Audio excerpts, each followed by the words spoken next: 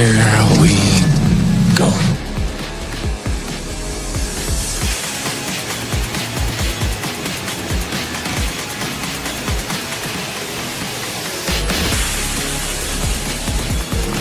Just get those wonderful toys.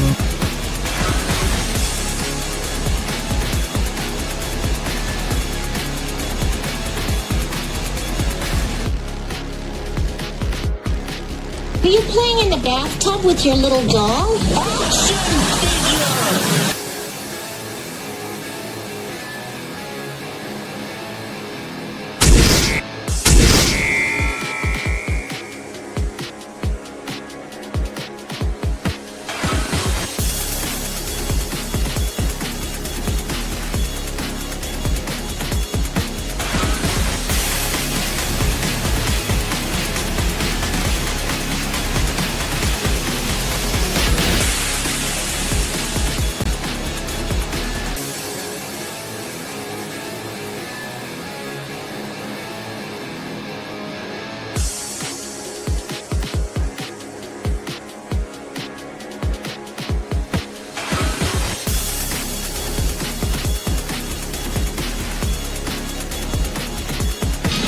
You can do it, Wonder Wheel. I don't want to go through life being a Wonder Wheel murderer.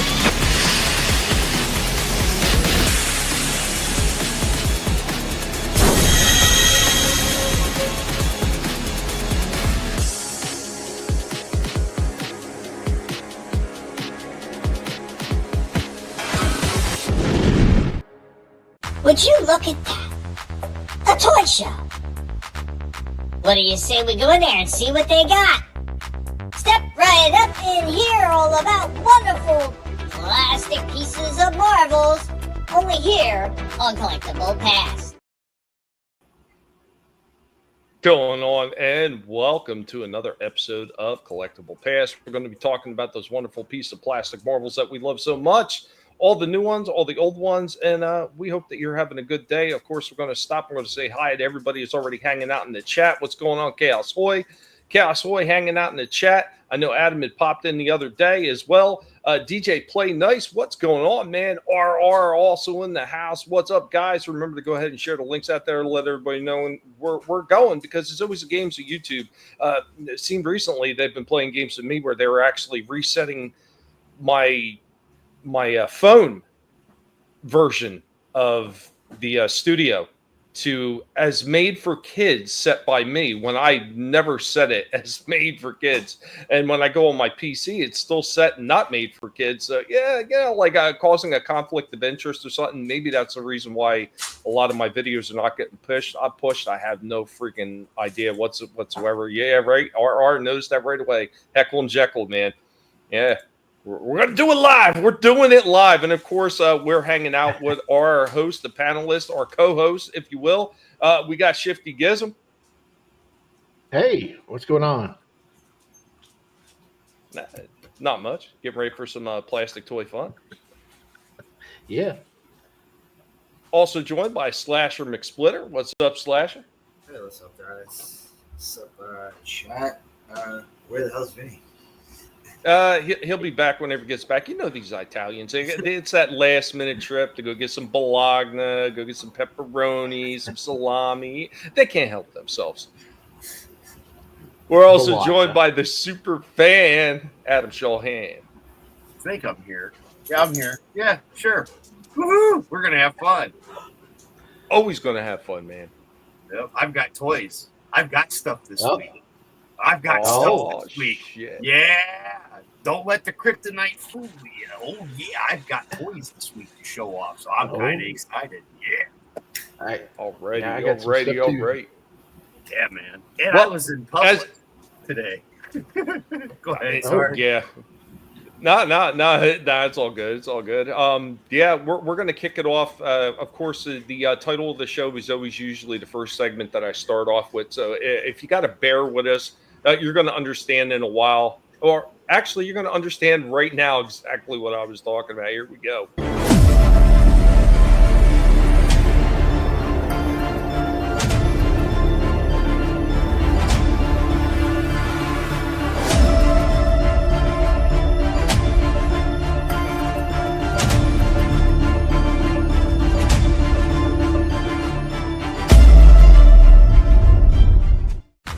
It is I, Indy of the Guinea Pig Collective, the archaeological pig. Today on Toy Origins and History, we will be transporting back in time the target year 1985. The toy line in question, Teddy Ruxpin. Now, Teddy Ruxpin is an electronic children's toy in the form of a talking bear-like creature known as an Iliop. The toy's mouth and eyes move while he tells stories about his adventures played on an audio tape cassette deck that is built into his back. The character itself was created by Ken Forsey, and Ken Forsey was inspired by his work on animatronics for Disney's theme parks and envisioned a talking stuffed animal that could tell stories. He developed the concept and along with Den Kingsborough co-founded Alchemy 2 to produce the toy. But how did this work? Now, conventional cassette tapes carry two audio tracks for stereo sound reproduction. Teddy Ruxpin's cassettes use the left track for audio and the right track for a controlled data stream, which in the original 1985 version is encoded as pulse position modulation. The data stream controls the motors that move the eyes and mouth and can also redirect the audio signal to Teddy Ruxpin's partner, Grubby, who is an octopod and the companion toy by means of a proprietary cable. This allows the two toys to engage in pre-recorded interaction. Now, Grubby only works with the original WOW versions of Teddy Ruxpin.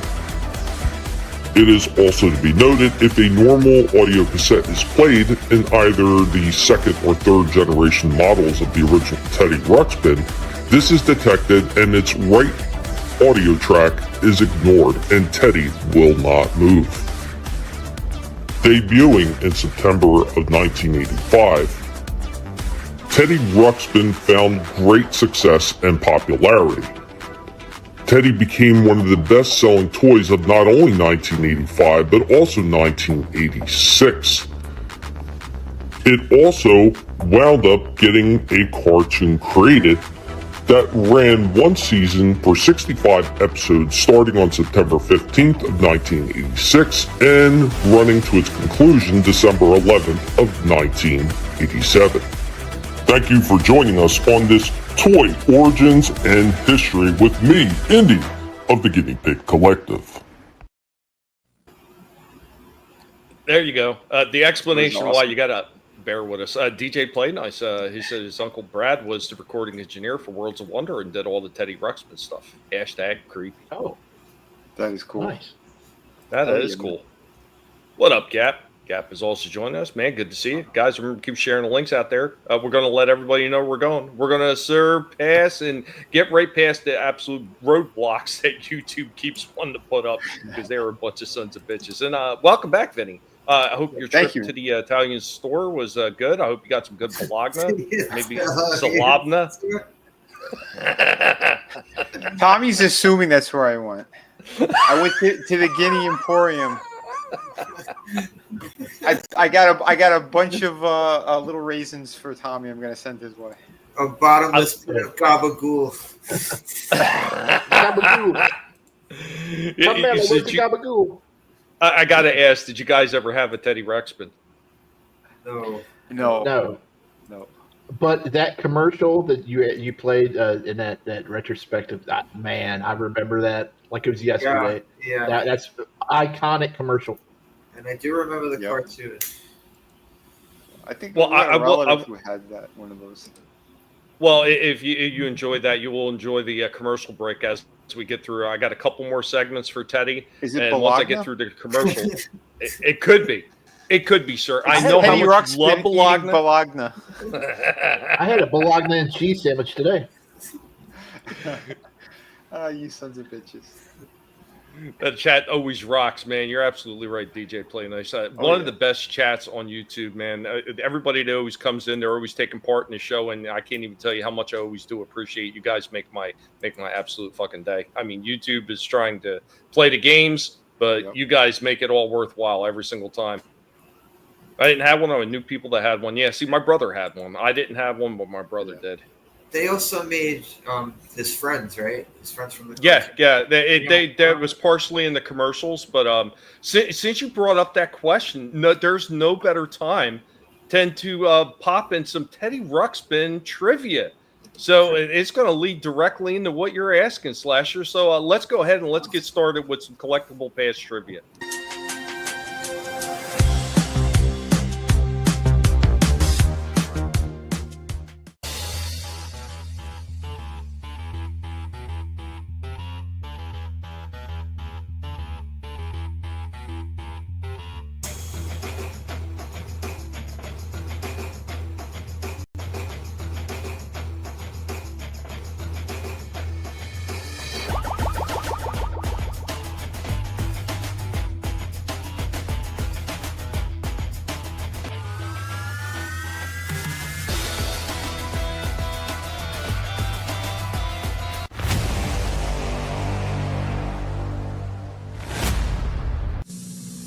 After these messages, we'll be right back. So Grubby was the caterpillar, or whatever the hell it was. Yeah. Yes, that's the only other one I remember. So I don't even remember if they made more than two. Well, Gap says false. False? Yeah, I think. Well, see, I'm from an alternate universe because of Mandela effect issues. So I remember. I think I remember a third one. It was some kind of purple like creature. I think. I don't know. Or is I'm agreeing picking with Gap. false. Yep. Shifty saying false. Gap said false. RR believes that Gap is correct, and that's false. DJ Play Nice has no idea. Anybody else on this panel have want to wager a guess? No idea. I guess I'll say false. Okay. Yeah, I'll go Adam? false as well. I have no idea. So I'll say Two would just be a weird amount for them to make, right? Seems a little odd if they would only make two characters. Yeah. DJ Play Nice says, wow, made other toys. Not sure about others related to Teddy Ruxpin. And what's going on, Keely? What's going on? Tealum says true. Well, guys, we got quite a few answers in there. Most people are saying false. Well, here is your answer. The pig always delivers. And this time there's no trick answers. Trust me.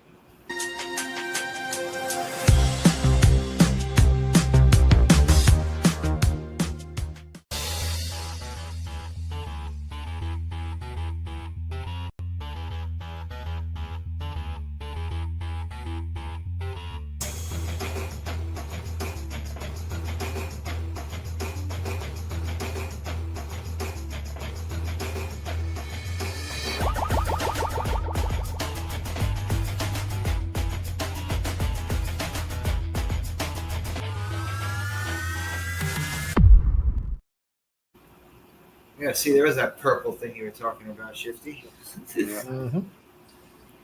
Yeah, LB the Bounder. Yeah.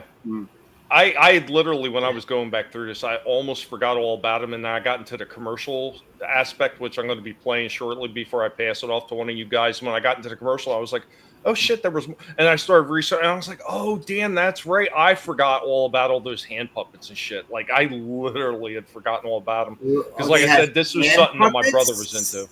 Yeah, you didn't notice that in the answer? I had pictures. I was looking at the characters. I was trying. A bunch of them were hand puppets. Okay. So I wasn't reading. I was looking at the. I was like, I don't remember that purple thing. I remember there was a purple thing, but I didn't remember it looking like that shit. Yeah. That's the same thing for me. I thought it was sort of kind of like an ant-looking creature. I thought it was like they had like a bad guy or something. That was Twigs. So wait, there was a bad guy? They had a fucking million Teddy Ruxpin. Jesus. How did Teddy Ruxpin ever do to anybody? Right, could afford to wire them all. That, you know how expensive that one would have got if they were all animatronic like that. It would have been nuts. He annoyed people. That's what he did. He was talking shit all the time. Hey, did any of y'all ever the have any? Did you ever stick a anodized clay cassette inside of Ted Ruxpin? Yes, that would be what I would do. I heard that when you put like I remember someone was saying like they tried to put like a Judas Priest tape in it or something. I heard that his mouth doesn't move. I heard that. Oh, right, yeah. Like, So second, and that's what. Yeah, that's what I had in the original opener for the whole history of it. If it's second or third generation, there will be no movement. Now, if you have a first generation Teddy Ruxpin, I think the mouth will still move. It's not going to move in time, obviously, to the music because there's no data stream coming from the right track, but it'll just like blink and it'll just move randomly. I think it is what it did. Yeah, that's what I remember. It just like it didn't sync up. Kind of like a piano that would play it. So, everything's got to be just right. I mean, it was in that cassette, but when you would put anything else in there, it would just constantly, Yeah. That's interesting. For the Gen 1s, though. Yeah, I don't know about a 2 or a 3. Is he like blinking the whole time? The fucking music's playing and shit? Yeah, he looks like he's having a seizure. Yeah, it's that first generation. The second and third ignored the right track if it wasn't the data stream. So TLM says that definitely needs to be a FNAF and a Chucky crossover in case anybody doesn't know FNAF, Five Nights at Freddy's. Yeah, first generation lip sync it, kind of. It probably sounds like some YouTubers trying to lip sync.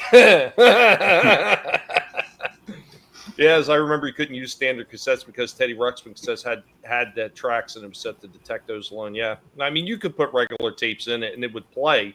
It just wouldn't move the animatronics on second and third generation.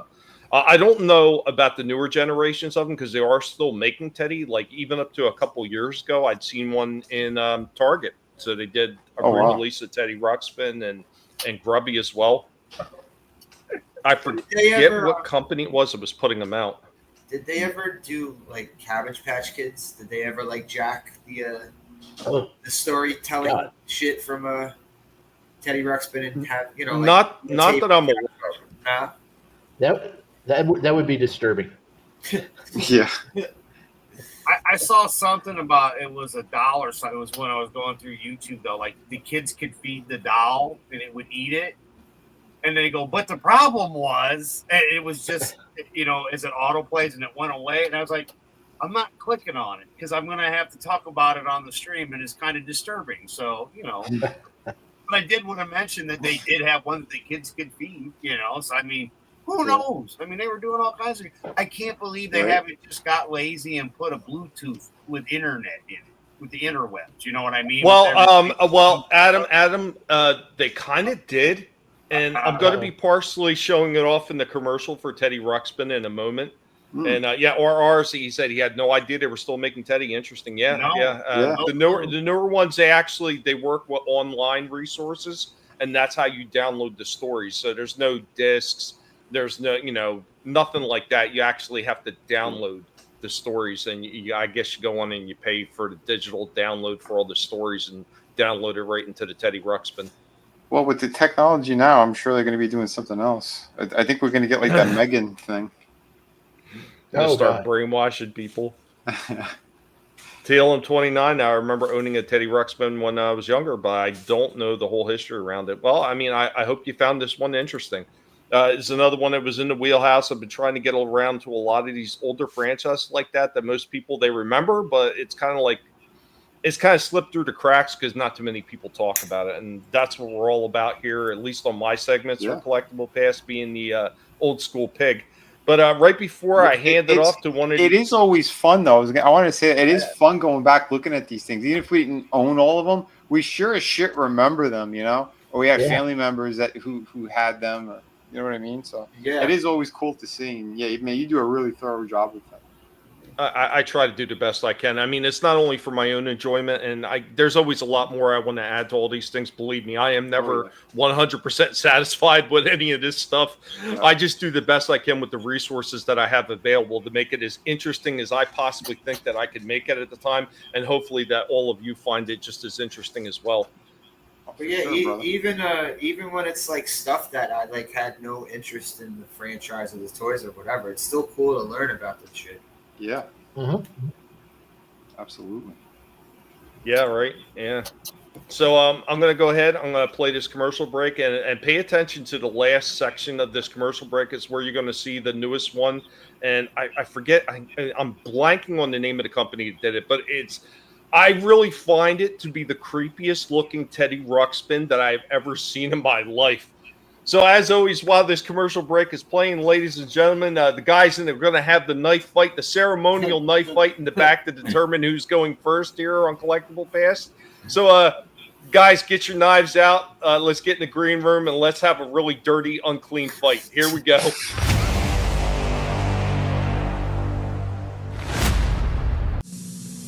After these messages, we'll be right back. My name is Teddy Ruxpin. I want you to meet my friend.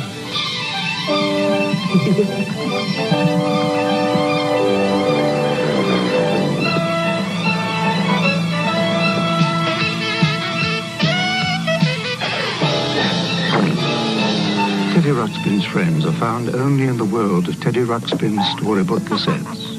I said in the storybook cassette. There are lots of teddy bears, but only one Teddy Ruxpin. Hi, my name is Teddy Ruxpin. Can you and I be friends? Sure, Teddy. Your friend is what I'd like to He's alive. How does he do that? He's a magic bear. One day, we found an old treasure map. The treasure was supposed to be my friend Teddy Ruxpin. Teddy Ruxpin. Here he comes.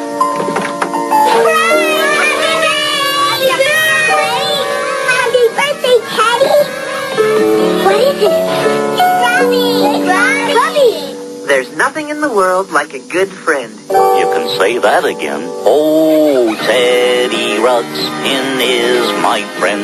And Grubby's my friend too. That's me. Teddy Ruxpin's pal Grubby, the best friend for your best friend. Hold everything! What was that? Teddy Ruxpin's coming to television in his very own series. Wow! There'll be more action, more adventure, and more laughs than ever before. Gee, I guess that does sound like fun. The Adventures of Teddy Ruxpin, co-starring Grubby, Newton Gimmick, and a cast of thousands. Hey, Teddy, what do you think? Me? Why, Hi, my name is Teddy Ruxpin. Can you and I be friends? Yeah! Just press his paw and he tells you a story. Do all kinds of magical things. Read and sing along. Your friend is what I'd like to be. Tell us another story. Lots of stories and songs. Go to far-off place. For even more stories, ask your parents to download the free app. Teddy Ruxpin, storytelling, friendship, and magical fun. Batteries not included. From Wicked Cool Toys. Now, back to our program. What the hell did they do to Teddy Ruxpin? Oh my god! I told you it was creepy. Frightening. Oh my god. Oh shit! Wicked Cool Toys. Yeah, DJ Play Nice. He says laser tag didn't save them. My freshman year at college, KB Toys was blowing out all the laser tag gear. Guys in my dorm pretty much bought them all out, and we had the most amazing, ridiculous tag wars. In not next week, but I think it's the week after. Yeah, the week after, I will have a segment on laser tag. It's already done. It's in the wheelhouse, waiting to be used on Collectible Past. So laser tag is coming up soon. See, nice. Sometimes people are mentioning stuff in the chat that I've already gotten the brain pan, and it's going to be coming out soon. So yeah, look at those eyes. They were creepy, horrifying, awful to see. Oh my god. That's good nightmare fuel. I like it. He said, well, I guess we can, but first. And he looked like he was made out of roadkill too. Yep. Oh shit! Now the one I'd seen at Target didn't look like that. It looked like the classic version of Teddy Ruxpin, which I thought was pretty cool. The him and Grubby, they didn't have the hand puppets or nothing, but yeah, I thought those were pretty cool. And I was like, yeah, that's pretty interesting. They didn't come with tapes though. I think that they were like discs or something, or they might even been downloads too at that point. Who knows? Gap says, Adam says, Vinnie, I would like to be your friend. Can you hug me and put a cassette in me? Oh, no. Devil's eyes. Demonic oh, my Teddy. God. So who won the knife fight? Who's got the least amount of wounds? Okay. Yeah. I forgot to participate. I had to do something. I retired my knife for the week. So. Yeah, he got me in the ribs last time. Are you still showing off that figure? Yep. Yeah. There's a little update on this one. Because, when I did the review, I couldn't figure it out while I was in the review, but I got it afterwards. So, here, this effect. I want to give you guys an update on the Psylocke piece. So, I managed to get that effect on her hand properly. For those who are curious, it does snap on to the to those finger guns, I guess you'd call them, her ninjutsu hand. So just kind of is this the Capcom Marvel vs. Capcom? It's not again. It's not the the two-pack. You got the her and Thanos two-pack? Yeah. My buddy was able to find one for me. Thank God, because there's no way I would have been able to get this. And it was right timing as well, because I ended up selling a piece that was the same price. I'm like, okay. How you do it. And like I said, I was in the same building twice with one of them. Oh shit! The sculpt, the color. Yeah. See now, I took a little bit off for this because it wasn't clear how this thing was supposed to go on, and it's still not super secure. I think they could have done a better job with that whole kind of clip system that they have for it. It still looks awesome, and if you could get it on properly, I mean, you really need to make sure that it's snug. But the way that they have it, I think maybe you might have to Dremel out a little bit deeper so that the fingers could actually slide in between the. This is sounding worse every time I speak. Hold on, I'll rewind a little bit again. Because folks, I would just like to go ahead and mention at this point that this show is not made for kids. This is absolutely not. This is not made for kids at all. Because you see right here, there's like a little piece of plastic that prevents the fingers from going deeper. There you go again. But for anyone who is curious, this is how it's supposed to go on. Well, Trina would tell you if they got to go deeper, you got to use lube. Yeah. Well, again, a Dremel and some lube. But it's the way the designs could have been better. I'll just put it that way. It should have been molded a little bit closer, I think, to wrap around the hand properly. And it's not. It's just like this little clip-on piece. So be mindful of that. But yeah, if you want it to actually go on properly, that's how you do it. You don't take the wrist off or the hand and snap it on the wrist. Again, it just looks weird that she has no hands whatsoever if you do that. And I've seen a lot of people doing that. But it'll hold. I've had this one out for a couple of days in this similar pose, and it hasn't fallen or anything. It's only when I bumped into it, it came undone. But still a really beautiful piece. So there you go. Well, this was a really good finger. This was a good finger deep dive in there, and just remember next time you just need a little Vaseline. Yeah. My name's Buck, and I like to fuck. Yeah. You don't want to lube it up; it'll just slip right out. Oh, Jesus! It needs to be a little tighter. What did Ozzy say about his wife? It's like taking a Vienna sausage and throwing it into the Grand Canyon. Rest in peace, Ozzy. Yeah. But I thought we'd have a little fun with that one. There was an update on the Psylocke piece, and there were a few other things that I saw this week. And hold on, this one. All right, this was a pretty cool find. Let me open this up here. This was at Ross, by the way, and Shifty was telling me check out Ross. They got some cool stuff. I didn't really see anything. Every once in a while, I'll find some kind of cool thing that I was not expecting or didn't know was really made. Last week they were stocked. With what? Yeah, it does seem to be really hit or miss when they get their stuff stocked too. Shifty, I'm sure you've noticed that as well. The thing I've been seeing online, they said there's been Todd McFarlane Batmobiles at Ross for like $20. I have not seen that myself. Yeah, I've seen it, just a couple of photos. I was out there today. I didn't see it. Yeah. If I saw that, boy, I'd be having me a cart full because I'd have a bunch of my buddies on this thing. For $20, yeah. And one of them comes with the Alfred from the '89 movie, but it's the Batman and Robin version. The one with the big, stupid, overdone fin on the back of it. Right? Yeah, that one. But yeah, I found this, so this was really awesome. Oh, son of a bitch! That's the last one I need. Oh no shit! Of miniatures? Yeah, because I have Cobra Commander with shit. What the hell's that called? The Black Vamp. Was it the Vamp? Yeah. Well, the Vamp is the GI Joe version, which I have the Vamp with Duke. Oh, the and Fang. then I've showed off before. Oh no, the Fang's the chopper. Yeah. I showed it on the back of here, but I want to say it's like a Striker or something like that, or Stinger, something like that. The Stinger, maybe. that's I don't know. it. Yeah, that's it. The black Jeep. But I could not find a Destro one anywhere. They never had them in stock. Where'd you get yours? I bought mine originally at Target years ago. I mean, it's been a long time since I showed them off. That was, God, I don't even know how long ago it was I showed them off. These minis are Jada? Yeah, these are Jada. Mm-hmm. And I want to let you guys know, I found this piece over at Ross. Oh, it's fucking awesome. So we got Destro in his tank. This is from Jada Toys. I think this looks really, really, really good. Yeah. Oh, yeah. For something so small, I mean, that's pretty impressive. What's that piece? Yeah, the gun turret is back there. Okay. Yeah. But overall, pretty damn cool. Yeah, this was originally, I think, $18. Probably with tax and everything, around 20. Got him for $6. Wow. So not bad at all. Yeah, these are the other ones in the wave. There is a Cobra Commander and the Stinger. And we have Duke and the Vamp. But they did not have those.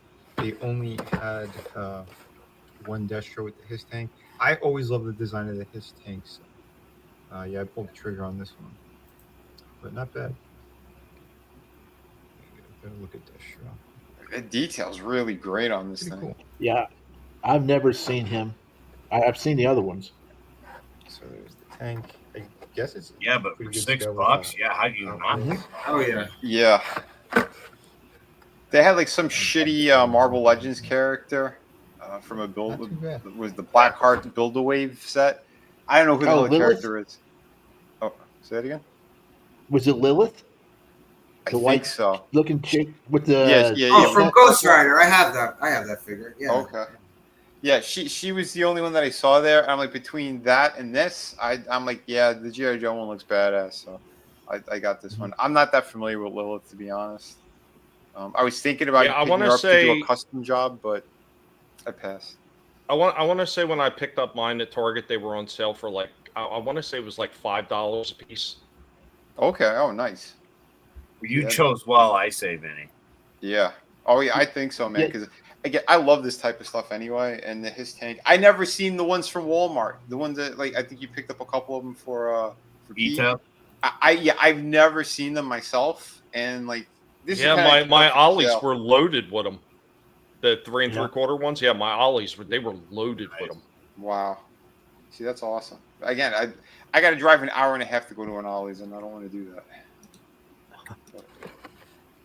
Granted, the tank should be a lot bigger now that I'm looking at it, but still, if you want to put it with it, you could. This is the Hollywood, what was it? Hollywood something. Hollywood Rides. They're Hollywood Rides. Yeah. Yep. Check your Rosses. I mean, I know people are picking up Batmobiles and stuff from McFarlane over there. I don't know. By me, the Ross stores really suck. So it's every now and then you'll find something kind of neat. And yeah, so there was something kind of neat that I found. Anyway, hope you guys like it. Remember to hit like and subscribe. Thank you again for watching. Yeah, this thing was really killer. I'm happy I found it. And yeah, I didn't know definitely have to stop at a Ross. Yeah, I definitely got to stop with my Ross and see if I can find one of them to complete collection. There's one more that's a little bit closer to me, so I'm going to try to. If I can't go tomorrow, maybe I'll go during the weekend. I'll see. I'll keep an eye out for you, Tommy. I'll be back in a bit, guys. I got to drop. Yeah, man. No problem. Yeah, no problem. But yeah, I'll keep an eye out. Again, there was only this one in the store. Like I said, out of I had 2 options of items to choose from because everything else was just garbage in that store. I'm like, oh my god, this is because when you go to those random ones that you don't normally go to. I'm like, yeah, I'll take a look, and yeah. So at least we got a cool gem out of that. Yeah, I mean, I would say that's the one good thing about Ollie's. Even though a lot of times they always tend to wind up being a little bit further out than a lot of the other stores, and you're not going to see tons of Ollie's all over the damn place. But when you do go out to them, they always do seem to have a lot more than a lot of these other discount type stores. They always seem to have a lot bigger of a selection. I know my Ollie's, they've got something like, what is it, like 3 or 4 aisles that are just dedicated to toys and games. So yeah, they got a decent selection. I've seen other Ollie's that are bigger than the one I have near me, where they have even more than that. They might have up to 7 aisles worth of toys. Wow. It's absolutely. Matter of fact, it was one of those that I'd gone way out of my way. Like it was like a good 40-minute drive to go out there. And I forget why we had to go out there. I don't remember if it was DMV or whatever it was, but we had stopped at that Ollie's, and that's where I had found that Joe Fix-It Hulk, because my local Ollie's did not have any of them at all. That one did. Nice, dude. Yeah, man. It's nuts. It's nuts. So some of the stuff that you'll see and some of this you can't find. It's wild. Yeah, I can't wait to see what they get for the holidays because, like I said, like you said, they had the Joe Fix-It and the Hawkeye, and there was something else we all got last Christmas at Ollie's, and man, I can't wait to see what they get this year. I didn't even mind, and I would have picked it up if it wasn't for my detestment of that company. But even that version 1 Iron Man suit, the all metalled out one, like his first appearance, even that didn't look horrible because my Ollie's had a bunch of them as well. Oh, the Mark 1. Yeah. Is it the one he built in the cave, like that old school one? Yep. Okay. Oh, nice. Yeah, that's pretty cool. Oh, I did find something funny. I was like, oh, I know who would probably love this. And, well, I had 2 people, actually. I'm pretty sure Adam would love this thing, too. But if you have a Hobby Lobbies near you, hold on. Let me share screen. Yeah, this was pretty funny. Hobby Lobby. These are kind of cool. Oh, those are pretty neat. That's really funny. This right here. Godzilla toilet paper roll holders. That's hilarious. And they got a T-Rex with. Nice. That one even makes. They should have been King Kong there. That's too funny. Right. But dude, the detail on those fuckers too.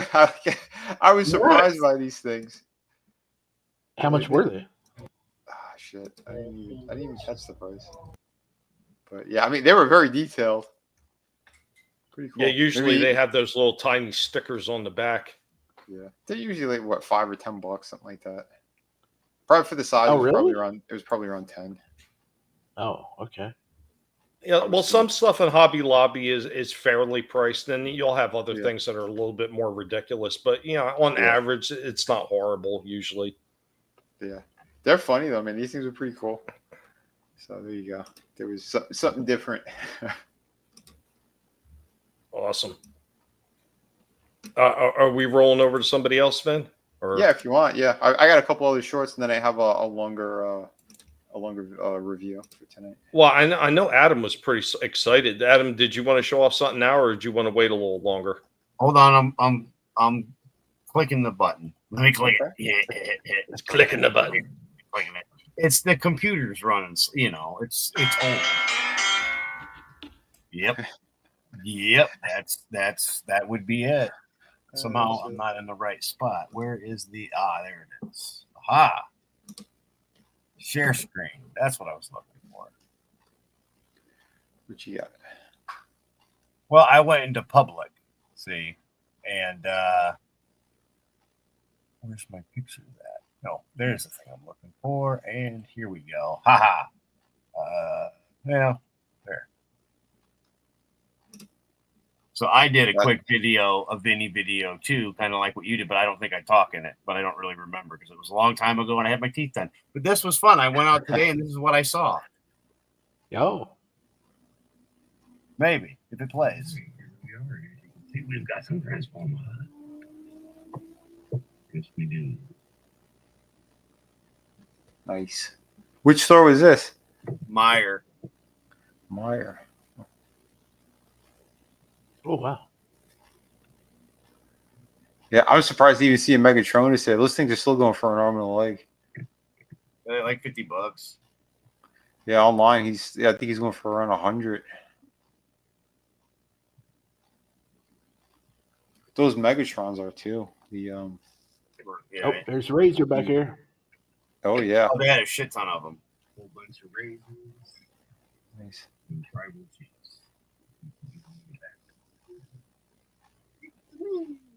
Yeah, I don't think we have a Meyer by us. We had one for about a year back in like the early 90s. That's What it. kind- You just get a sample. You don't. That's Yeah. it. You can go to Shifty now. Thank you. That ain't bad. That was cool though. Yeah, well, because you guys are always kind of showing. Y'all know I don't go into public very much, and I had to go to the dentist, so my whole mouth is just killing me at the moment. Oh, but man.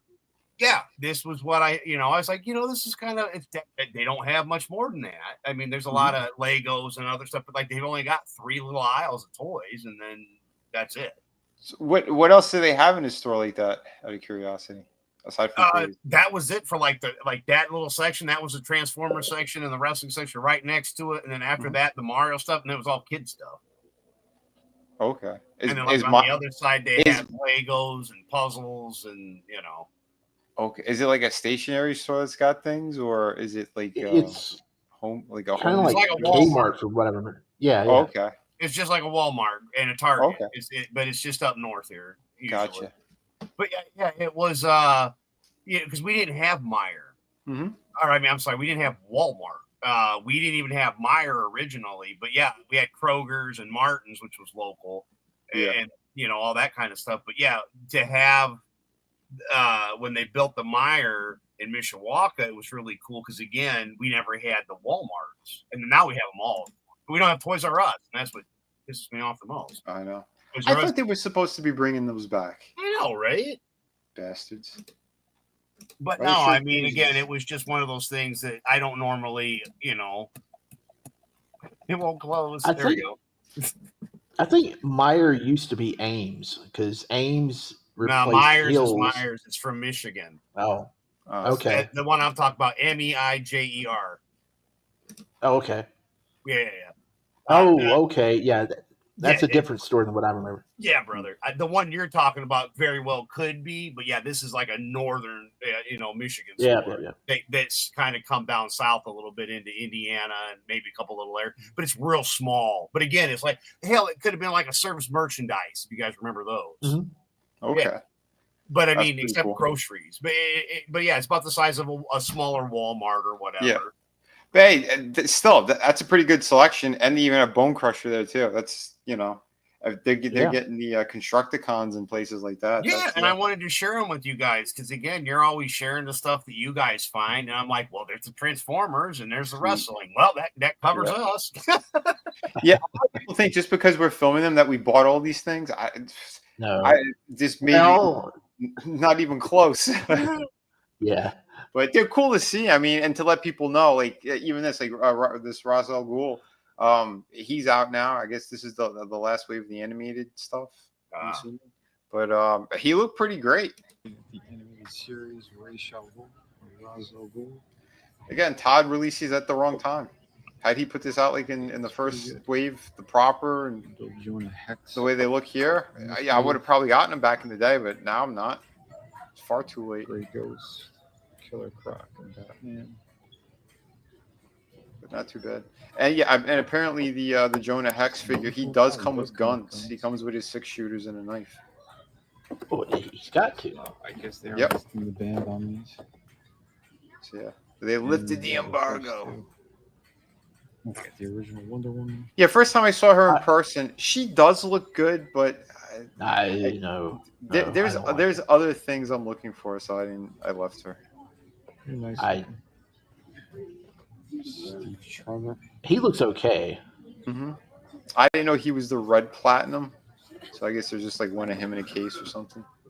Yeah, I saw him at GameStop today. Series Ra's al Ghul. Yeah. So I mean, it is what it is, but like I said, there's better figures for sure that are coming out. So it's like, yeah, I passed on it. But yeah, Ra's look great, and I think if you take the head off, you could take off the cape as well. So if you want to have them like doing a sword fight with Batman or something, you could do that, like they did in the cartoon.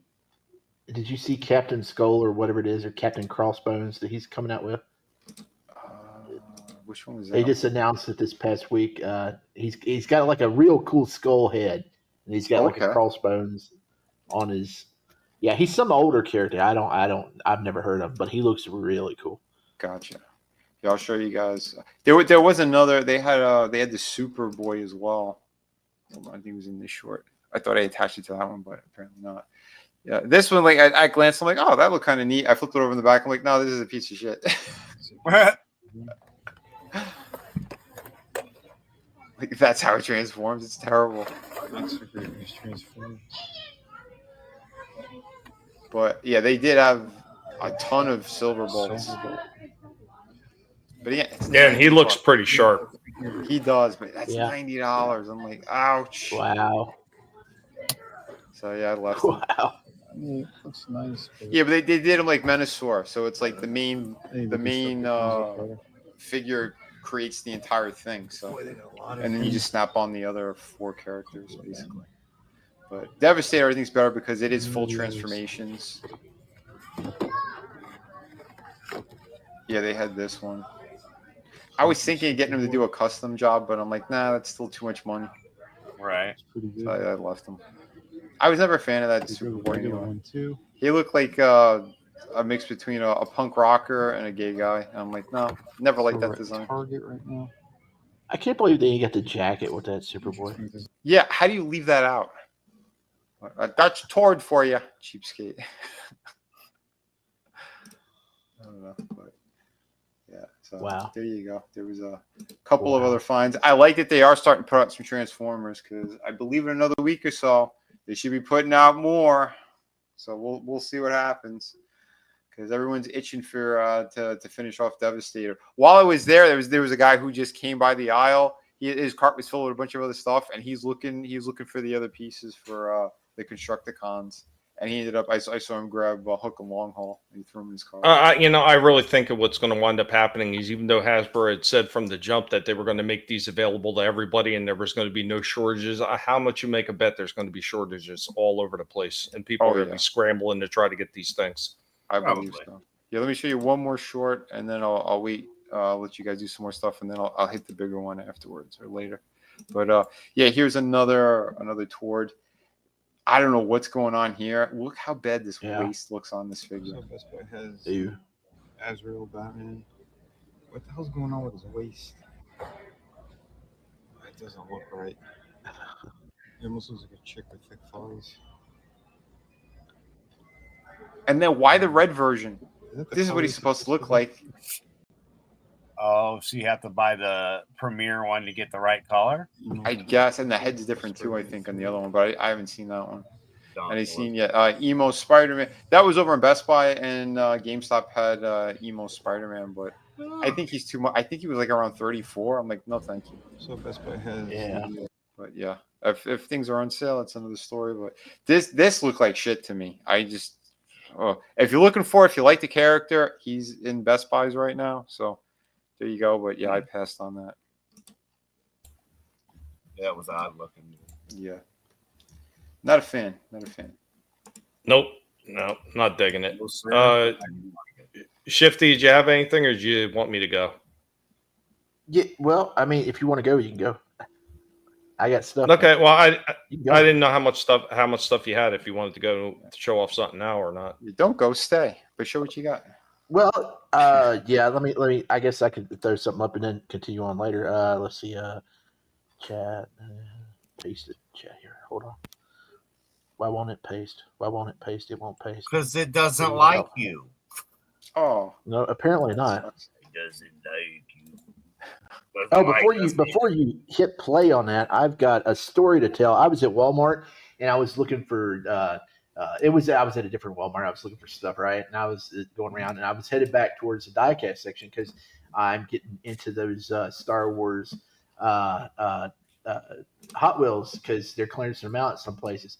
And I'm looking around there. They ain't got none, but they have a John Cena figure just sitting there. And I'm like, well, what's this doing in the diecast section? I pick it up, and it says a clearance tag on it, and it says $20. And I look at it.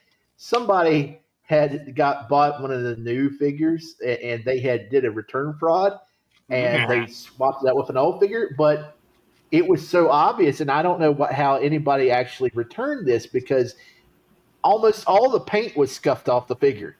his blue jorts were skin color. That's how much paint was rubbed off the figure. And I went and took it to one of the people that was had one of the guys that worked there, and I was like, hey, you need to toss this. You need to throw it out. I mean, look at it. And he couldn't understand what I was telling him. I said, it's a return fraud. Somebody had swapped this out, and he's like, okay. I think he probably went and put it back on the shelf. But it was clearly a beat up old raggedy figure somebody had swapped. Yeah, it's terrible. Man, yeah. Or they had that John Cena with them and they just swapped it there. Who knows? Either way, you're not wrong. It shouldn't be in that. It's not even the right figure. If they did that, they did a good job of putting the box back together. And Right, but no, I mean, I'm a 99 and 100% sure you're right. But you know what I mean? Weirder things have happened where people, got caught with stuff they put in boxes. Trust me, I work security. Yeah. There's a 99% chance someone just returned it, like you were saying. And the 1% chance is that someone had a dog loose in the factory and had at John Cena, and then they just put him back in the box. But that's a 1% chance only. I'm just saying. I mean, it almost like 78% of the paint was chipped off of that figure. It was bad. Did I tell you when I recorded the WWE superstars, the ones that are like the He-Man bodies? They had a Roddy Piper that was sitting there. I almost got him. I picked it up. They crazy. Yeah, you told me. Yeah, they crazy glued the box back on, and I could see through the shirt. They painted his skin underneath it. Like it was like, I guess they tried to do like a black T-shirt or something. Screwed it up and returned it to the store. I'm like, oh wow, evil. But yeah, I can't even find those here. Yeah, it sucks, man. Because like Piper is like, he's one I would have definitely gotten. Back with another video, and today it's scores from Ollie's and Ross. And if you can find these suckers, by all means pick them up, because not only are they cool, but some of them kind of worth some money on eBay. First up, Ollie's, $12.99. You got the 60th anniversary sniper figure set here from Hasbro. I got some issues with it. I did crack it out of the box and mess around with it. The ghillie suit, it sheds all over the place. The backpack won't stay connected in the peg hole. As soon as I removed the figure from the plastic, the little bandana strap, it broke off. I'm going to have to glue it back. It kind of feels cheap. But I don't know if that's just how G.I. Joes feel. I don't know. But man, I got issues here and there with it. It does look cool when you swap out the heads and stuff, and put those extra accessories on and stuff. But I'm glad I only paid $12.99 for it. Still, it's pretty neat for the price. $12.99. Let's see what else we got over here for $12.99. I also got the 60th anniversary Halo jump figure set. Nice. It's cool. I think this is probably be more sturdy. Was he also $12.99? Yep. Oh wow. Yep. Than the other one, just because it's a thicker figure.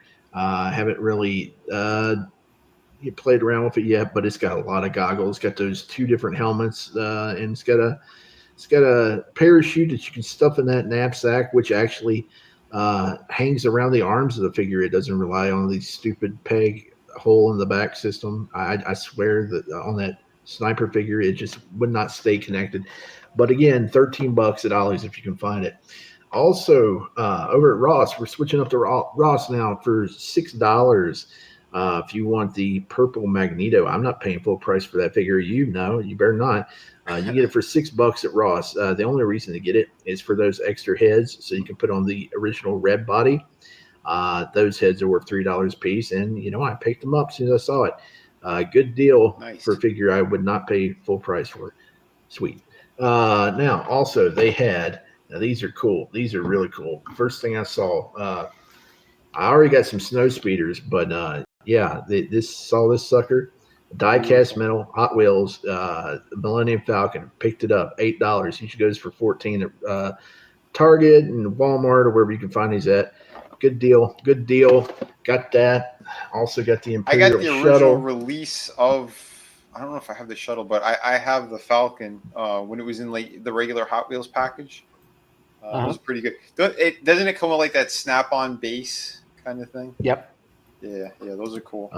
Sweet. I was debating on this one because I didn't want to spend a lot of money, but hey, it's there. You got to get it when you can. And this one, I'm glad I picked it up.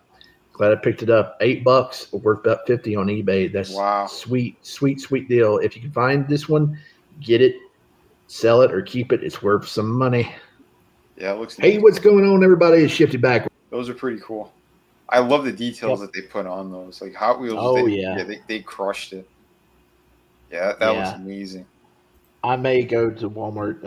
I hid an A-wing over at my local Walmart. It's like down to $12.50, but I really don't want to pay that much for that. So I hid it in a certain place, and hopefully it'll drop in price a little bit more. We won't tell anyone. Everyone in chat, don't tell anybody. Allegedly in Minecraft, this happened, of course. That was pretty cool, though. Yeah. Yeah, I got some other stuff I can show off later, though. Okay. Very cool. But yeah, Ross. Yeah, if when they have good stuff, they got good stuff, and it sucks because I always go to the back without a buggy, and I had like an arm full of stuff, and I was actually dropping stuff on the floor. I was like, oh god. Oh wow. And you got to stand in line because there's usually a long line to get to the register, and I was struggling. They at least didn't have baskets or something, little baskets. Yeah, they just got the cart. But dude, congrats on finding those. What up, memes? Hey, what up? Hell yeah. Sorry, I had a little bit of lull there, getting harassed by people that are just like bugging me on my phone now. These goddamn scam callers, man, they just never freaking end. But I'm going to bring out something fun. We're going to get into an old school tradition with the toy breaks, and I haven't done these in a while. We're going to have a traditional toy break, ladies and gentlemen, a real toy break. So here we go. Johnny Lawrence actually requested doing one of these, and I hope he catches this at some point. But here we go with your toy break for the night.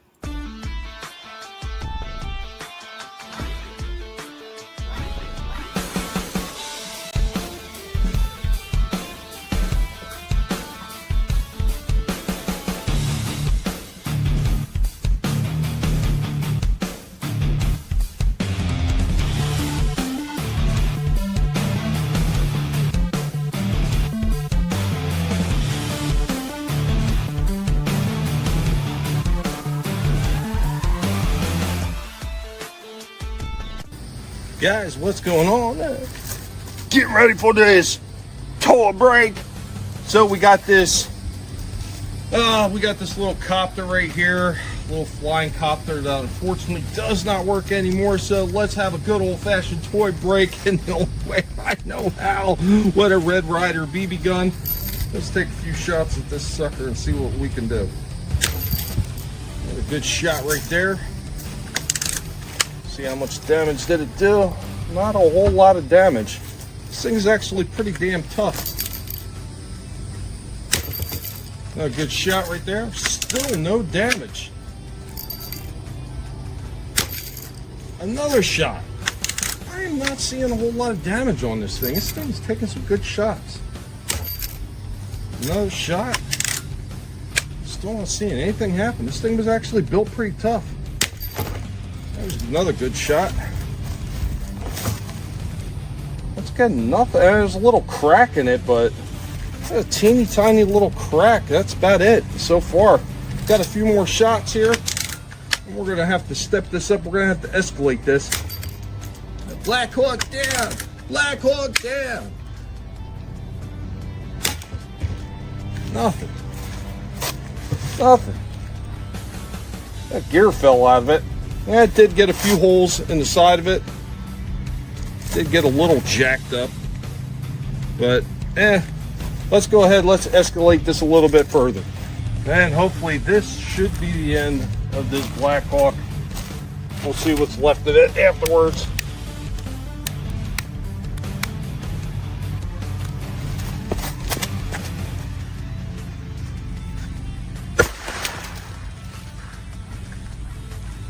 Well, after the explosion, it blew the bottom apart a little bit there, but yeah, surprisingly, it didn't do quite as much damage. I think the Red Ryder did more than that M80. Anyway, guys, this was your toy break for today.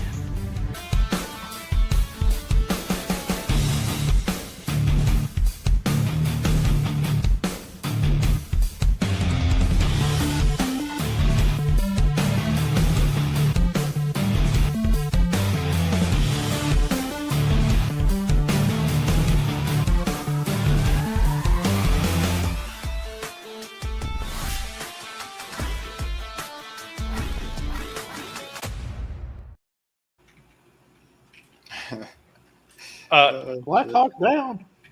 Well, the pig couldn't land that stand, so the pig created a whole brand new segment to actually follow that up. And we're going to take care of that pesky Black Hawk down with our brand new segment. Ladies and gentlemen, enjoy. Oh, there's one more thing, sir. One thing. Just one thing. Oh, one other thing. Just one more thing. One more thing. One thing. Oh, one more thing.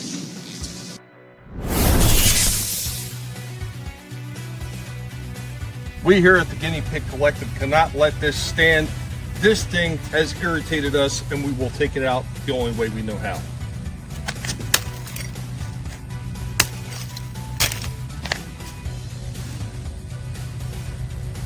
Viking style.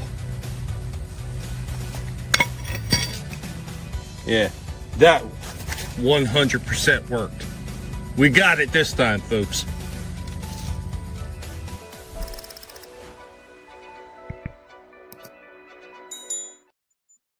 Now you can tape M80s to it and then use duct tape to tape it together and then watch it blow up more.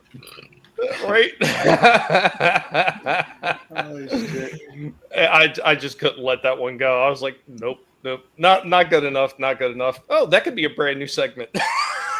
I got the brand new guinea pig, the Viking guinea pig that brings the axe, man. I'm talking about segment. Hell, I'm scalped them.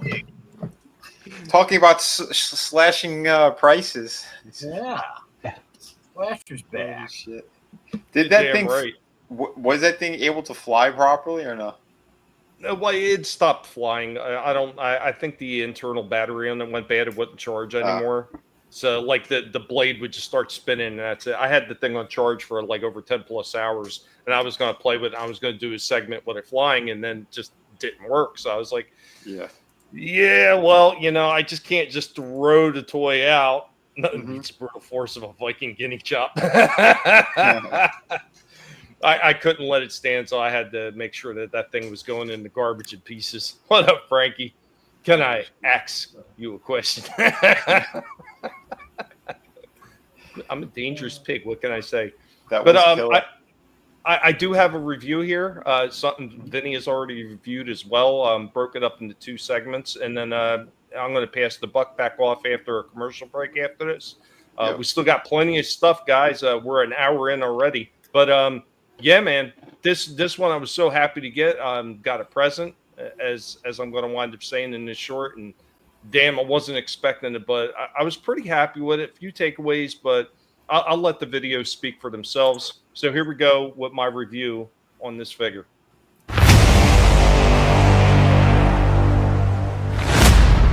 Guys, welcome back. We got Helmet. Oh, well, Helmet's not actually out on the board today, but Helmet's getting his nom on, so he's a little bit too busy. So what are we talking about? Of course, Helmet being evolved the Transformers Sci-Fi Pig. We are talking about Transformers. We are talking about Studio Series 86. And we got an early present. This one, I wasn't expecting this, but this one was picked up and I got a present.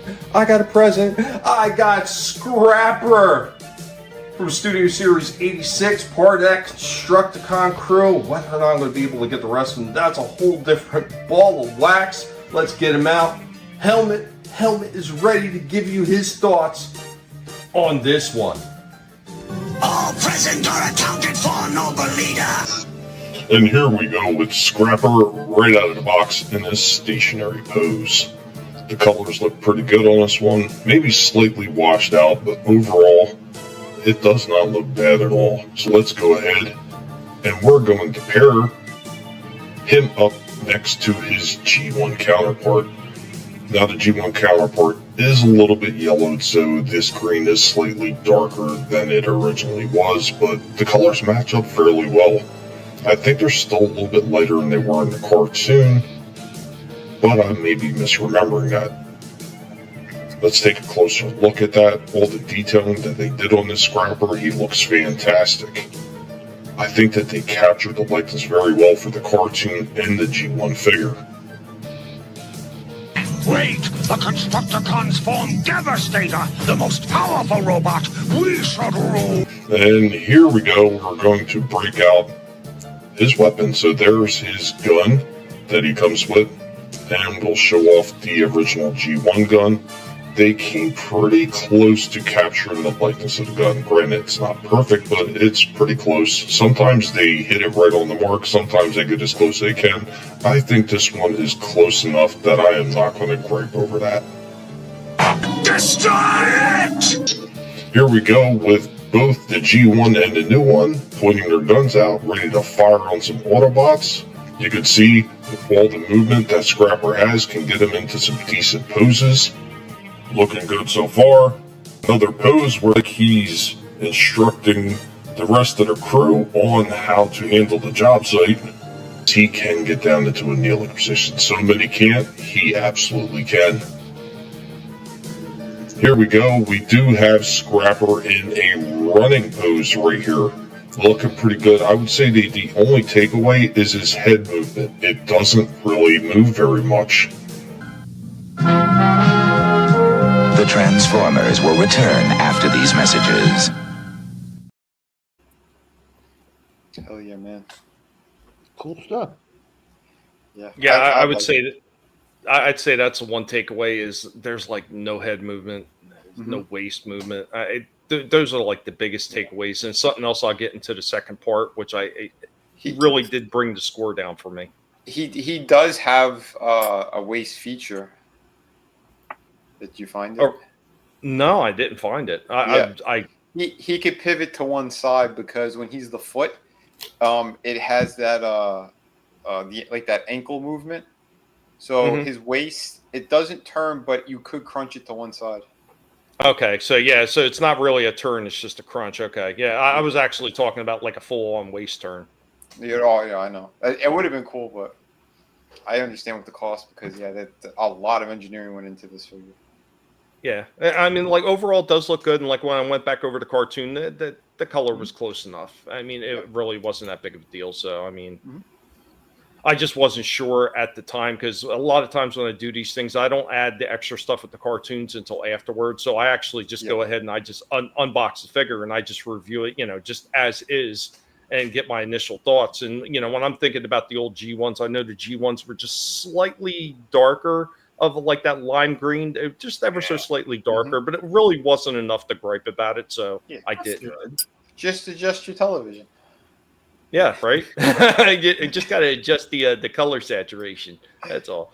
Yeah. But I'm going to break out the second half, and this is where I point out the few downfalls I think with this figure, and one of them I think is huge, and it's the only reason he didn't get quite as high of a score as I felt he probably should have got. Is just it's something Hasbro did, and Vinnie, you and I have talked about it before, and I know once I get done playing this, you're probably going to agree with it. So I'm just going to go ahead and play this now, and we're going to get the final thoughts on Scrapper here.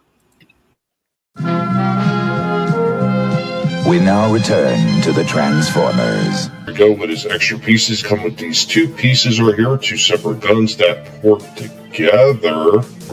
Devastator's gun right there. So we'll bring in the G1 gun. Once again, I think they captured it fairly well. Does not look bad at all. It's bad news, Scrapper. They brought out the heavy artillery. Then it's time we did the same. And here we go. You can break that Devastator gun down. Like I was saying, it's two separate weapons. You can port his blaster on the side of the one, and there you go. Scrapper's fully armed, put multiple guns, and ready to take on an army. Constructicon leader. And here we go with him next to Quake. Now this is one of my other big gripes. Quake is a deluxe figure who is bigger, a little bit taller than Scrapper, yet Scrapper is a Voyager class figure.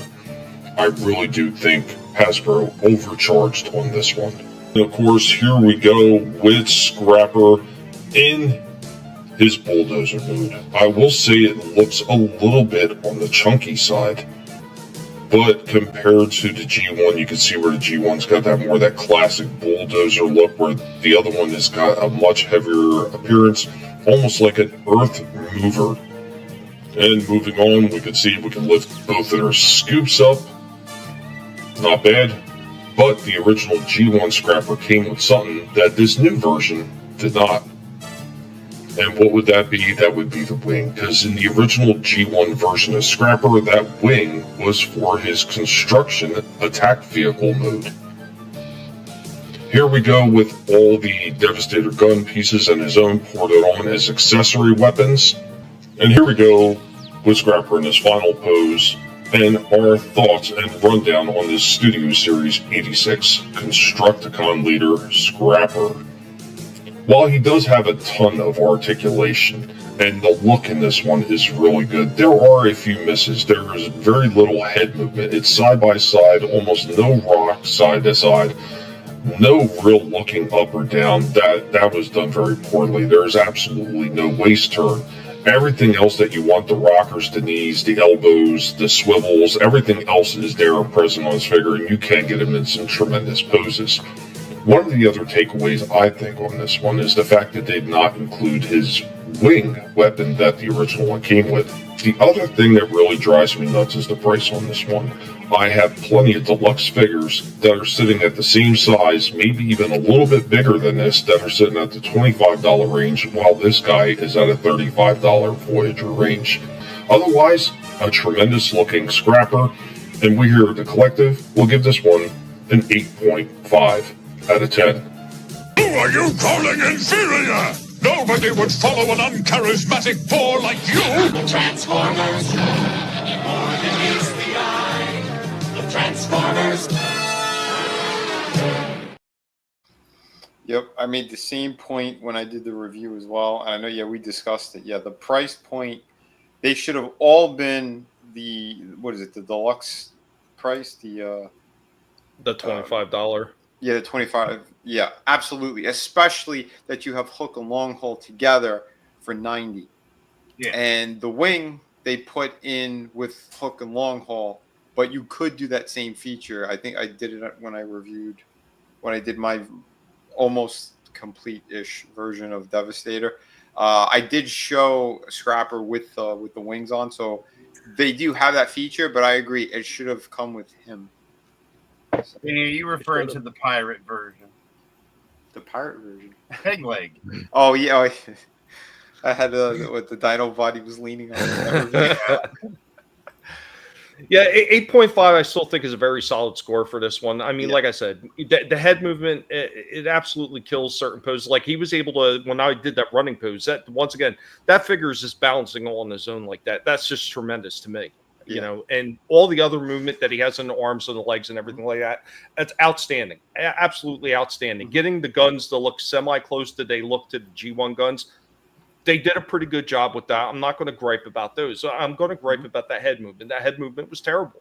There was almost zero head movement. It was like side by side. It was like a traditional old school Transformer that may have had just side to side. No looking up and down is just terrible. And there's really no excuse that the head's on a ball. They could have made it work. They just chose not to. They probably could have put a waist turn in there too if they really wanted to. They just chose not to. Once again, not sure why they did it. Yeah. It's just what they do. But yeah, the biggest gripe is that price. Yeah, it's the price. And I think he should have been maybe a quarter to a half inch taller. I think that you need a little extra height because when you put him into leg mode for Devastator, it still feels kind of like a smidge short, you know. And granted, I've seen the people who had Mixmaster. Mixmaster looks a little bit better. I think it's because from the side, because you're using his arms when you transform him, and he has like a tripod thing. So you have the big scoop, the shovel part, and then you have his arms. So that's how you get like the points for his leg. And basically his heel are the two arms.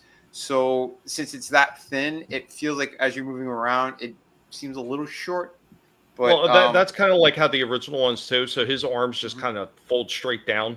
Yeah. And that's basically the heel on the original Devastator. And I get what you're saying. And I hear a lot of other people were saying the same thing, that the bottom half of that leg looked a little small. But I still feel like the thigh was a little bit on the short side as well on that. Now I've seen other photos of it where the thighs don't look quite as short. Now, I don't know if it was the original stock photos they took it from too much of a top-down angle, and it just made the thighs look shorter, but I swear his thighs look a little bit on the stumpy side, even compared to the cartoon, because I went back and watched the cartoon, and the thighs are at least half the size of the bottom half of the legs. So I really felt like the thigh should have been a little longer, too. I'll say that, too, because the cartoon, a lot of the shots when they show Devastator, it's like from almost like ground level. It's either going to be like waist up, or if they have a far away shot, so it looks more dramatic too when you do it. Like you put the camera basically near the floor, so his legs are going to look longer in the cartoon. Like I understand what they were kind of doing. I also understand the structural integrity of the figure. If you put that waist cut in him, that joint over time could get worse, especially if he's he's the foundation of of the legs basically. So I get it. And with the posing, I was able to get him into when I had my, not complete Devastator, but when I was moving it around, it felt really solid. And because he has you could get that joint out of him to make it look like an ankle kind of hinge, which is in his waist. It's ratcheted as well, so it holds.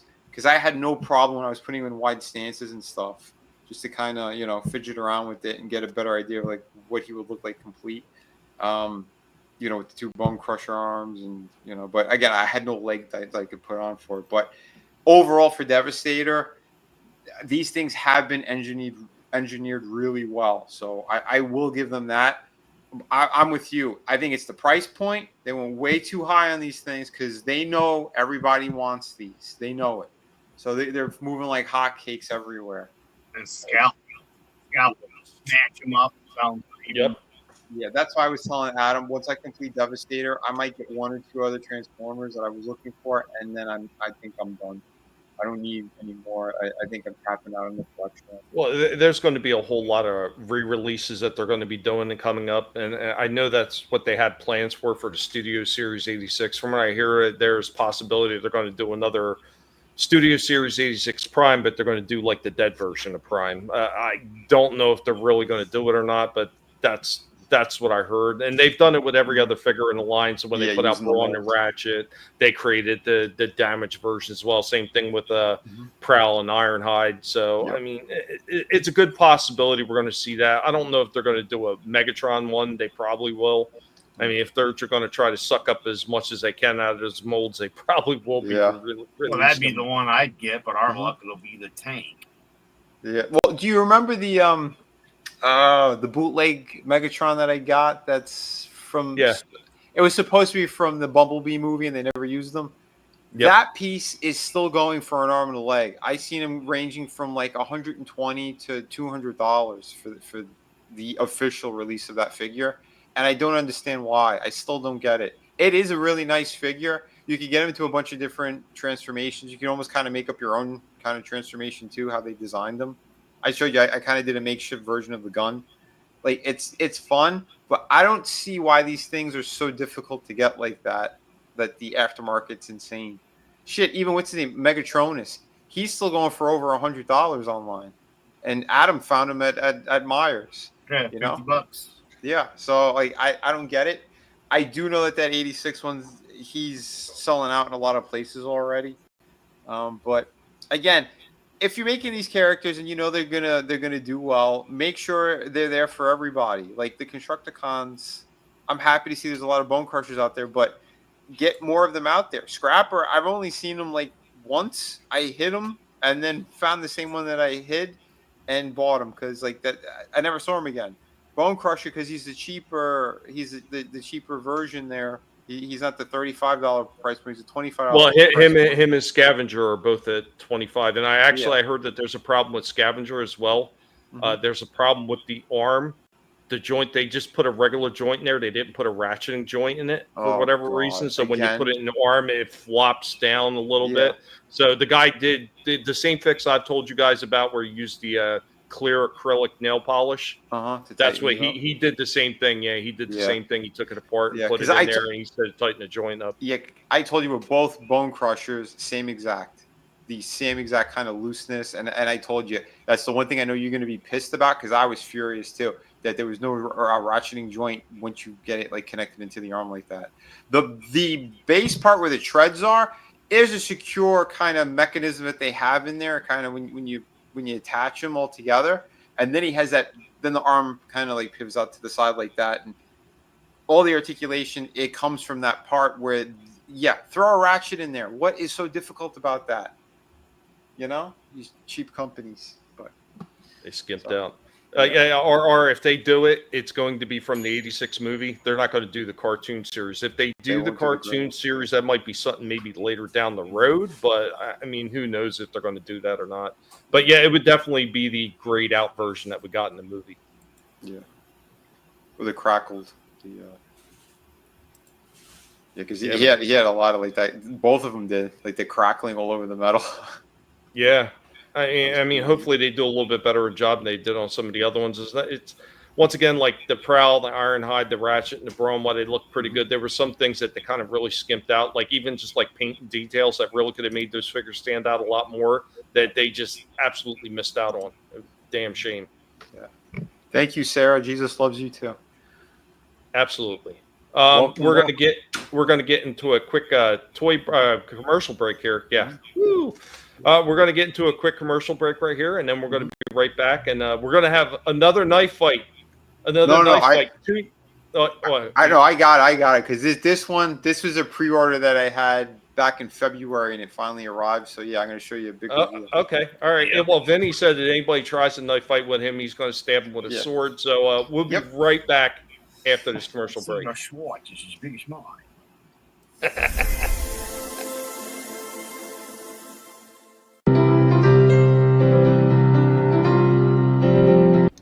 I am your Professor Indy of the Guinea Pig Collective.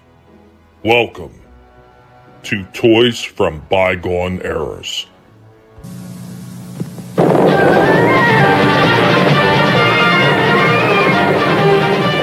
It's a stampede. They're in trouble. Will they escape?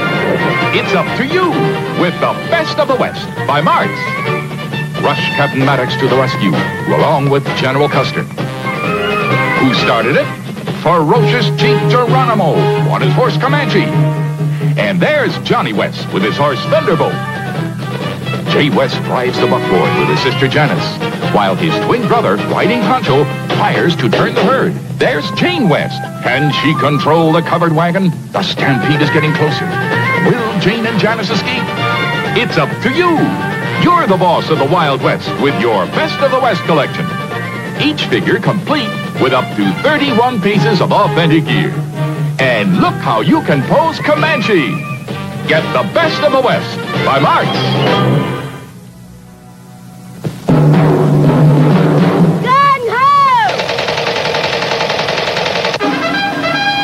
Here come the Gung-Ho Commandos, best equipped boys in the field. All the equipment you need for fun and excitement in the Gung-Ho Commando outfit by Martz. Just look at all the things you get. There's a battle map and direction-finding compass, a cat-shooting automatic with gun belt and holster, a helmet, a canteen, complete musket and poncho. You get a cat-firing Gung-Ho hand grenade. Gung-Ho! And look here, this flashing battery-powered machine gun with moving ammo belt shoots rapid-fire bullets. There's a real-looking walkie-talkie, too, and a field pack. You get non-com stripes, medals and battle ribbons, even dog tags. It's all for fun and excitement. Gung-Ho! Get the outfit with all the equipment you need. The Gung-Ho Commando outfit. Gung-Ho! By Martz. This is Donnie calling. Over. This is Billy. I hear you real clear over my Johnny 7 micro helmet. Over. Get ready. Enemy approaching. It's the amazing new Johnny 7 Micro Helmet Phone Set. The first helmet ever with a built-in phone. You get this walkie-talkie with 30 feet of wire. You send and receive messages. Calling Donnie. I am ready to attack with Johnny 7 OMA, the one-man army. The Micro Helmet Phone Set. Micro Helmet, Micro Helmet, Micro Helmet. Thank you for joining us, and remember, if it's not being done by a pig, it's not worth watching. Micro helmet. Micro helmet. Was that a micro helmet? The word helmet to show up. Which helmet was that, Adam? Lord helmet. Holy shit. Always fun watching his old commercials. Hey, I got you laughing before you went in there, so I won. Micro helmet subliminal messaging. The machine gun. That's funny. At the end of the commercial, that kid jumped up while the other kid was still firing. He said, "Go, go!" and he led the charge, but he jumped up right in front of the fire. So he Was got. it just me, or didn't they have a fat kid eating? Yeah, They're talking about the yeah. canes. It looked like the kid was eating from a spoon. he was all about that grub there, chow time. Yeah. Hey man, look, them Western figures. I is it the same company that made the Bonanza stuff from last week? Was that Marks that did that? I don't know, but man, they look good. Those look great for the era. Wow, I didn't think they had anything that looked at, and the size of those suckers. Just really impressive. They are. Tell them now. You'll never see it. You never see it. Yeah, that was the agreement they had with Lucas. He let him spoof it, but they said no action figures. That's why you put that part in the movie. Merchandising. It was a little bit of play on the deal he had with Lucas. Although there are a lot of people who've kind of done garage kits in their own knockoff versions, so right? Yeah, man. You know, there's someone we know who also he needed a little statue. So yeah, man. Really cool stuff. But speaking of cool stuff, yeah, this is one that I ordered back in February, and it finally arrived from Big Bad Toy Store, and I had to do a full review on this guy. So this is the competition, and I think if Johnny's around, he'd probably dig it because got some Street Fighter stuff here. Oh yeah, we got our Ken from Storm Arena, and we'll see how good this figure really is. Formerly designer McFarlane Toys, and today I am reviewing the Street Fighter Alpha 3 Ken from Storm Arena. Now, I pre-ordered this guy back in February. I'm not crazy about pre-ordering figures, but I knew this guy was kind of a must. And yeah, as soon as he went up, I said, yeah, I'm going to pull the trigger on this thing. So he finally shipped out, and I think it was pretty damn awesome. Like I said, I've been looking forward to reviewing this since they have the competition with Jada Toys, and both have been making fantastic figures. But I have a couple of the Storm collectibles, which is the slightly larger scale. But yeah, this one in particular, this is the one that is in perfect scale with the Jada figures. So I'll be doing a review and doing a comparison for you guys. So yeah, stay tuned. Oh, look, they didn't even punch the top part here. So look at that. But anyway, let me open this one up and give you guys the full review. I just slid them out of the box and noticed a couple of things. One, they do have a backdrop. Kind of neat. The SH Figure Arts, they've done the same thing, so that's pretty cool. And it's decent. I mean, regular cardboard, but the front part's glossy. It has the actual image. The other thing I saw is on the back of it, they do give us a stand. It looks like a complicated stand, but at least they gave us that in a couple of different ways on how you could use it for the figure.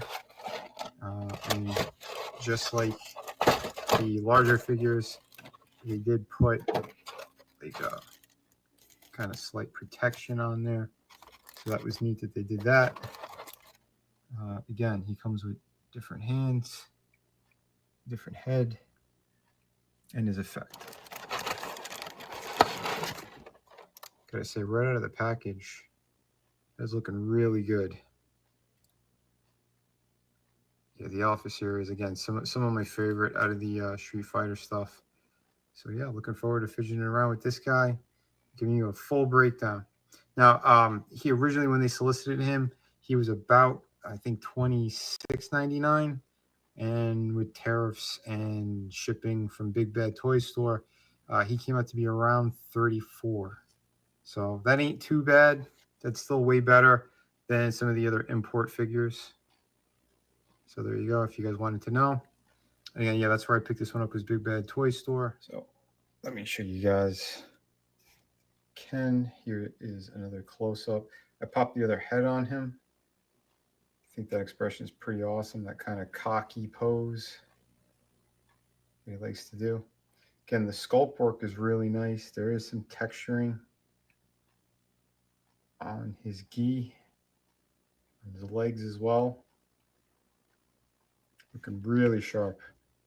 Good stuff. The head articulation is really nice. You can't really look up that much due to the long hair, obviously. The hands are a little bit squishy. So is his chest. For articulation purposes, like that's why they did it like that. But there's a better range in the shoulders, so that when you do the other poses and his moves, that you could get more out of it. You know, so that's pretty good. But we'll get to that. Anyway, like it's like a good cup system, and I do like the body proportions on this. I think they really nailed it. Even with the gi, like look how far back he could go. I think even a little more than that.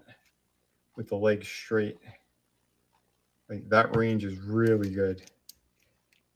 He's got pivot in there too. When I take this off, we'll get a better look at that anatomy and get a better range. Does go all the way around. Again, double hinge for the elbow. He's got bicep rotation, ball joint for the ankle. I'm sorry, for the wrist. The ankles too. If you want to get into that. He's got the pivot, hinge, toe articulation. That's really cool. I like that they did that. It does turn up here too. There's a cut above the ankle. He's got double hinge for the knee, the swivel. He can do them perfect splits. Really good stuff. Yeah, that is great. These are just fun to pose. Come on, that is sick. Yeah, this is just fidgeting around a little bit. And you can get, drop down hips too. I almost forgot about that. So if you want to get like some proper, come on, that's killer. Good stuff.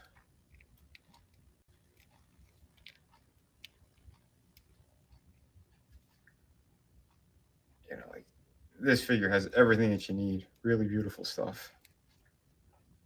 Like I said, Jade has been doing a great job, but I think with the extra articulation on these guys, yeah, we're hitting above and beyond.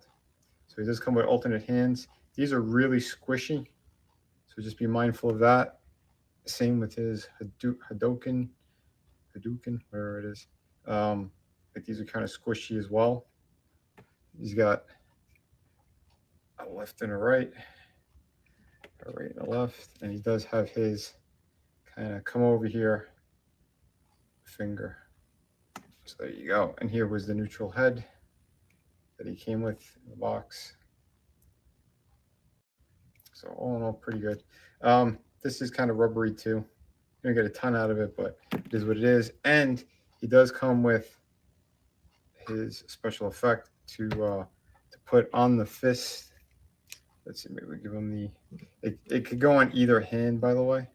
So if you want to give him his rising uppercut, you can do that. Rising dragon punch. Yep. Bam. That looks really good. I should pull it up a little bit. Yeah, these things are just so much fun to pose. There you go. So pretty sweet. Here is how he scales with Ryu from Jada Toys. And again, this is this is pretty sweet. I don't have the Ken from Jada.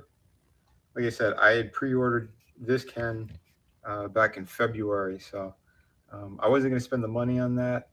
And I just kind of, I don't know, I prefer the way that this Ken looked anyway. The body shape and everything. Like, this one's still really cool. I think he kind of looks better without his white gi on, because the way they did the body is fantastic. It's just this felt too thick and a little bit weird, and wasn't crazy about how they sculpted his face. I know it's more off of the Ultra Street Fighter 2, it's still okay for what it is, and I gave him a pretty high score because like the figure is awesome. Don't get me wrong on that, but something about how they did this figure and this body, because this is the same exact body that they used for the Ryu Storm Arena. So pretty damn sweet. Yeah, we're gonna get into this. Let me. I'll end up taking off this gi, but I want to show some scaling with other figures as well in the Street Fighter line. But I love that you could mix and match them because they are the same exact height. You just get some a little bit different out of each company. And again, both are extremely well done. So here are some more of the Jada figures alongside Ken. So I think the scaling is, again, fantastic. Really well done. We go with Sagat. Sagat is a much bigger figure. Just kind of getting them in slightly different poses so you get a little bit more of an idea. You know, if they're in like fighting poses and stuff like that. But pretty damn sweet. I'll move around a bit. Look. Yeah, like the female figures are supposed to be a little bit smaller anyway. But it's all good. Not bad. Yeah, Sagat's really awesome too. Maybe I'll put the at the end so you guys can see the review on him. I'll link that. But yeah, these are really, really nice. And yes, he could get into the proper pose for the Hadouken, or Hadouken, however you say it. And that looks killer. Just really, really badass. It's a turducken. Yeah, and that effect, this one comes with the Jada, the Jada Ryu. So if you're curious, and there's Dalsim. Ken comes with one as well. I think his is just red. Perfect on these guys. Oh, I thought he came with a different effect. Create whatever you want with them. No, he comes with I believe it's a red Hadouken. Okay. Yeah, the swapping the hands on and off, very, very easy. But you could also slip off that wrist, the pad that goes around the wrist that makes the glove. So if you didn't want those on for some reason, or you could swap hands with something else, you could do that if you wanted to, but just let you guys know that. So for customizing, you could probably do a pretty good job of customizing these guys from what I've seen. Here he is doing his uppercut, knocking out Cammy. But yeah, I prefer these cheap stands that I found on eBay. I think over what he comes with. I don't feel like ripping it open out of the box, but yeah, this figure is just so much fun. So much fun to pose around. Get to all of his poses from the game. Killer stuff all around. Okay, so in order to take off his gi, there's like a little kind of button type situation here. So you got to take this part off first. You can see it's there, and then you got to take off. Just be careful with it, because again, it's like a soft rubber. Yeah, there's like a whole little button system going on there. So that's how you do it. So here is what it looks like without his shirt on. And like I said, the anatomy on this thing is fantastic. Again, this whole piece here is like a softer kind of rubbery bit. But like I said, you could get more range out of this for sure. You can see as it lifts a little bit. But again, it's like they're larger figures because they did make that very soft so you could get the extra range out of these guys. So it makes sense. The engineering is pretty damn smart. And like I said, look at that range of bend. That's incredible. Let's see before I get arch back. Yeah, you could practically snap his back. So that is, yeah, fantastic. See, this is a kind of articulation more companies need to take a look at. You have very natural poses, you know, the up, down, the full motion in here, the rotator cuff. Like, that is killer. Yeah, these figures are sick. Again, this guy's really awesome. I gotta go 10 out of 10. Figure is absolutely perfect. I have no issues with him whatsoever. He's so much fun to pose. Hell yeah. If you guys are smart and you're a big fan of Street Fighter, I would not pass up on Storm Arena's Ken from the Street Fighter Thanks, Alpha RR. 3.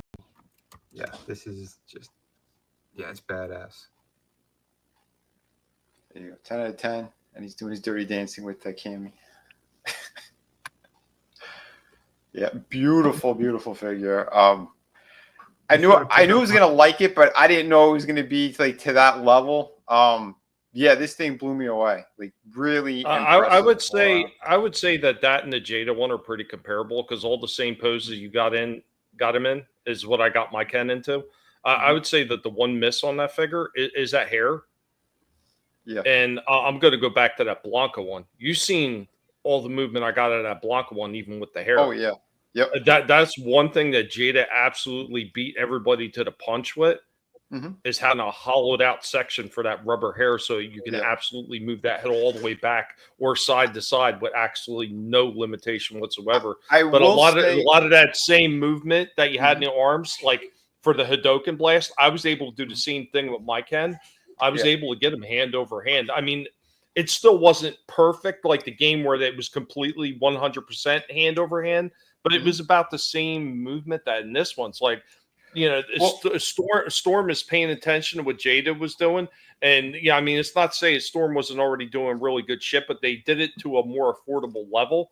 And, you know, kudos for them for doing it like that too as well. And both of these companies are absolutely just crushing it with these figures. Because I'll say one with the hair situation, it actually the first company to do it was not Jada. It was SH Figure Arts, because I have the Blanca that they did. And it's the same deal. They have like, it's like hollowed out and it's in sections and it works. Like it holds really well. Those figures are going for an arm and a leg from what I looked at. Yeah, I might actually sell. I might sell a couple of them because I'm looking at the prices. Like the Sagat that SH Figure Arts did is like, he's over $200 right now. So I don't know. Yeah, I mean, I think in a way you kind of made my point for me though. Yeah. So Jada was the first one to do it at an affordable level. Oh, I'll say that. Yeah. Well, when I got those other figures, they were around $40. The SH Figure Arts, they went up in price later, and now the aftermarket's insane on them. But would they go up to at one point? It was almost like $70 or something, wasn't it? Like the last ones that they released, I believe the last one they released was Guile, and he was around 75 or 80, I believe. That's why I never got him. I said, no, I'll wait for another company to do it because it's way too much. But again, Jada and Storm Arena at the same price points are very close to it because they made it sound like the tariffs were going to skyrocket the prices. It didn't move much. $2, a $2 difference. The only thing is it was the $4 for shipping. So it's $6 on top of what it would have cost, you know? Yeah, shipping is absolutely murdering people at this point. Yeah. And, you know, I'm pretty sure that they were talking about more price hikes to shipping, like they haven't already done enough of it. Oh, yeah, that's some bullshit right there. But I'll say one thing here. Like, again, you saw I had the Ryu. Ryu is the same exact body, the Jada one, as the Ken. It's just the heads are different and the colors, but it's the same exact body. And, again, fidgeting around with both of them, I got more poses out of the Ken than I did the Ryu. So, but again, they're very, very close. I think I gave a Ryu like either an 8.5 or a 9. So like it ain't that far off. And my nitpicks were just my personal kind of preference. Like his skin color, I think could have been a little bit better as well. And the face, because I've done some work with Capcom in the past, or there was something that had to do with Street Fighter stuff that didn't kind of take off properly, but seeing their references and everything, like I'm kind of surprised that they did what they did and got away with it, because they were very picky. I'd say maybe 15 years ago or so, they're very picky with their license, and now they just seem to be like giving out the license all around. But for Jada, they also have the Street Fighter Alpha 3 license as well. I don't know how that worked out, because every company, McFarlane, like he could never do like a Marvel Legends line, because Marvel Legends has that 6-inch scale on lock. So they won't compete with one another, but Capcom's letting these two companies do that, which is to me mind-blowing. But we win. We win as fans. Absolutely. Well, competition always spurs another company to come up with something that's a little bit more innovative. Absolutely. You know, so I think this is a great thing. And real quick, I want to point out something. Like, once again, there's a lot of simpatico going on with a lot of us here on the panel. Guys, everybody in watching the chat and watch across the platforms, you don't know it, but somehow we sync up like we got our menzies going on or something, because every time we do these shows, there's always something, like whether it's me and Shifty or me and Adam or me and Vinnie, we somehow always sync up. And I'm syncing up with people in the chat too, and that's not the one that I was looking for. Son of a bitch. Here it is, right here. TL29 had mentioned Street Fighter figures were good, especially the G.I. Joe-like ones. And you know what? I was going to save it to just a little bit later, but I'm going to play that right now, and then I'm going to hand it off, because I think Shifty said, you said you had something else too, Shifty, right? Yeah. Okay, well, you might as well just go ahead and get that ready, because you could jump in after that, and then Adam can go right after you. But I want to play this since we're right on that, and since it was mentioned in the chat. This is something that's... it's falling right behind you, Vinny. I don't know how this happened. It was just something I had randomly chose when I chose to do it, and here it is. Guys, hope you enjoy this one.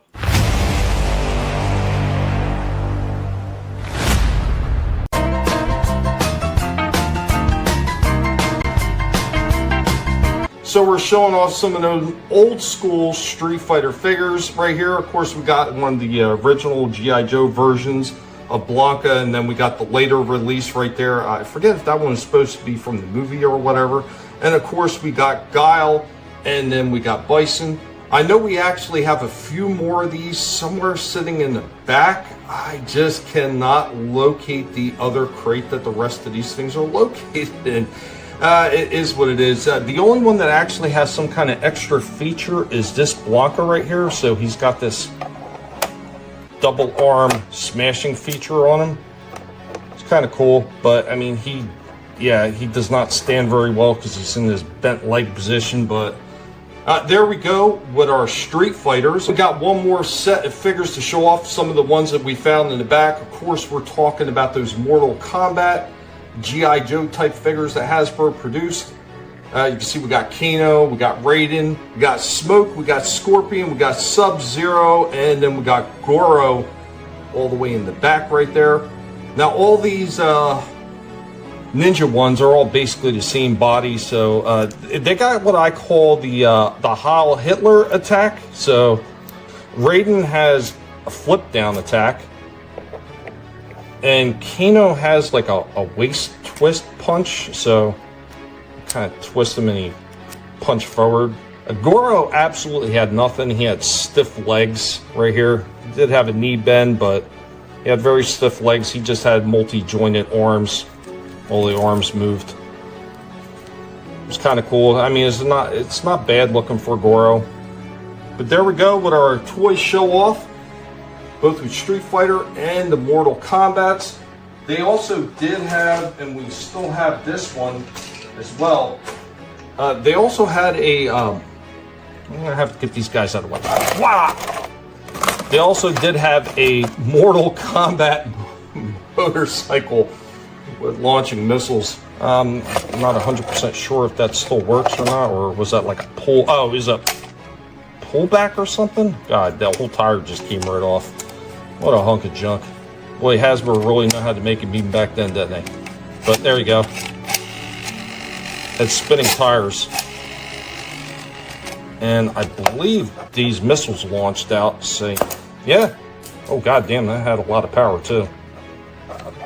appears the top one doesn't launch out. It's just the bottom one.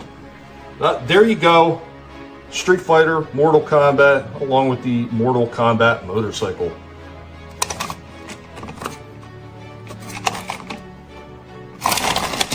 There you go. With our old school toy time.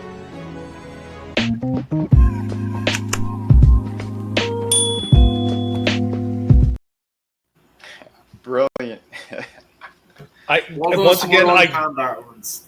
Sorry. No, I was just gonna say I don't know how this shit works. Go ahead, Slasher. Those Mortal Kombat ones, I can just see it. That some of those are just like repainted bodies from the GI Joe Ninja Force series. Yeah.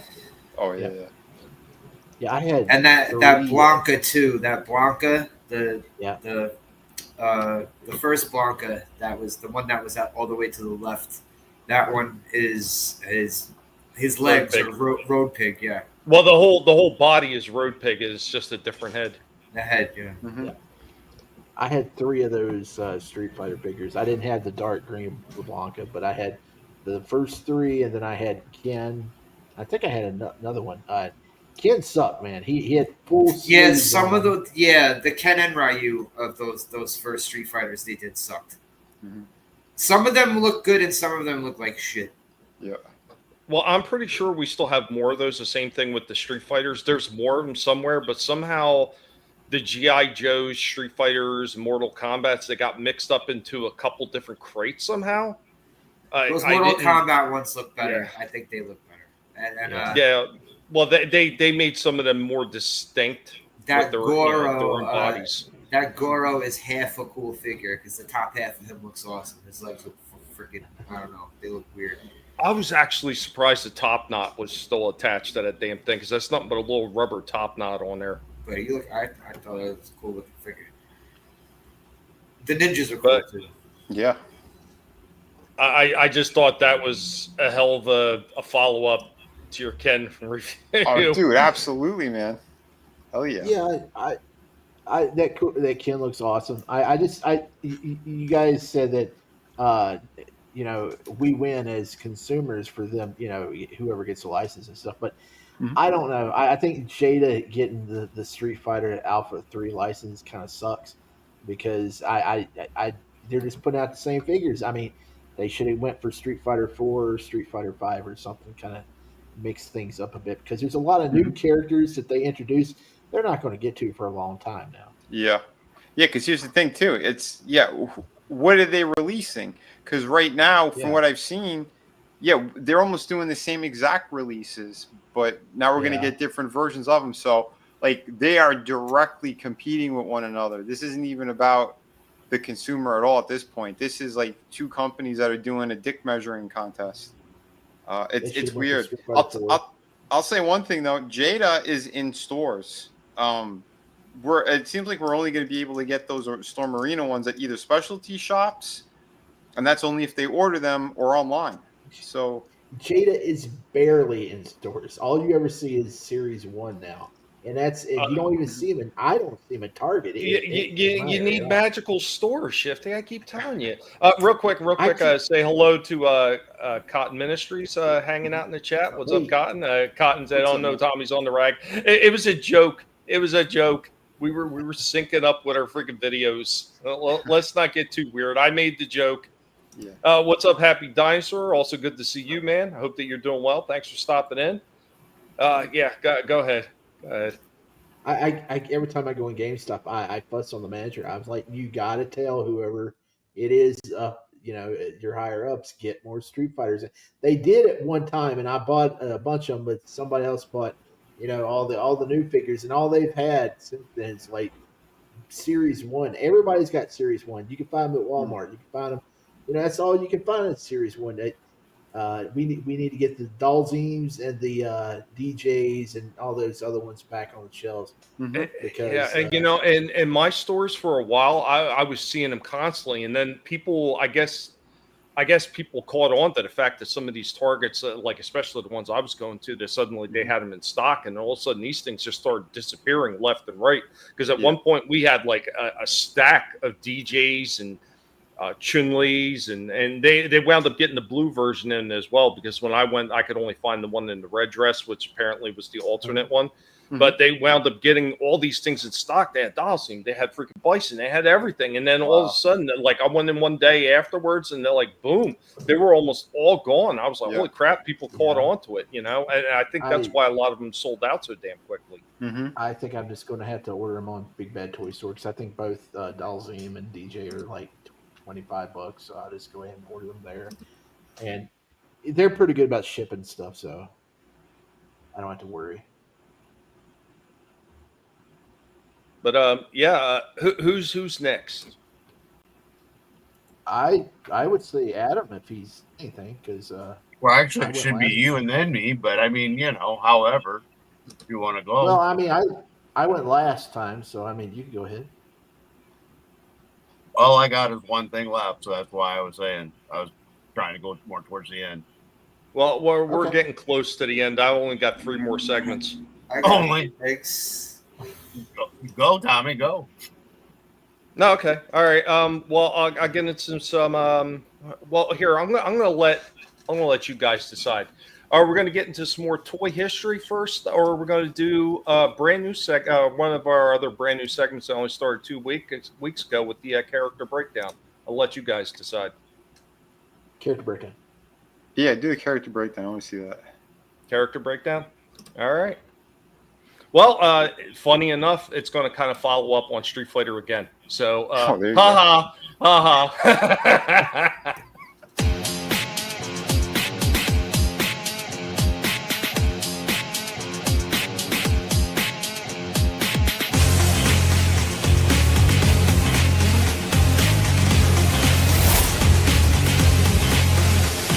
Welcome back to another character breakdown. So on today's character breakdown, we will be talking about M. Bison. Of course, being the final boss character in this Street Fighter series, everybody remembers playing this guy, maybe even having a hard time beating him at first. This is one of the earliest characters that they did of him. There was a few others before this with the G.I. Joe line, but this is the first one that was created that was solely made just as an M. Bison figure, where a lot of the early G.I. Joe ones were an amalgamation of different parts of G.I. Joes to kind of create the character. M. Bison, of course, did not start out with the name M. Bison, because in the original Japanese version of the game, there were a few name swaps that were made when it came to the West. Originally, Bison was known as Vega in Japan. Of course, Vega was known as Balrog, and Balrog was known as M. Bison. Of course, the M being for Mike, being Mike Bison, obviously it was based on Mike Tyson. When it got to the West, this had to be changed because of the possibility of legal difficulties with using that name in the likeness of the famous boxer.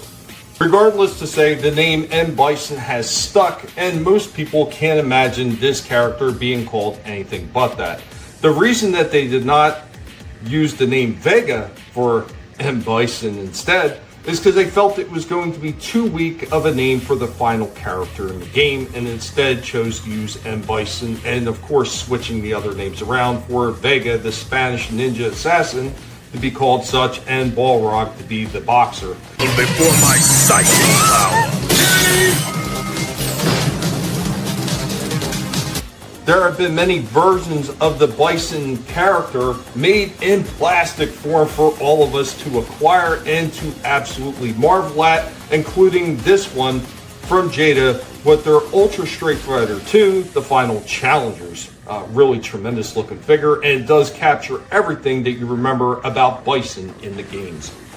Guys, this has been your character breakdown of Street Fighters and Bison.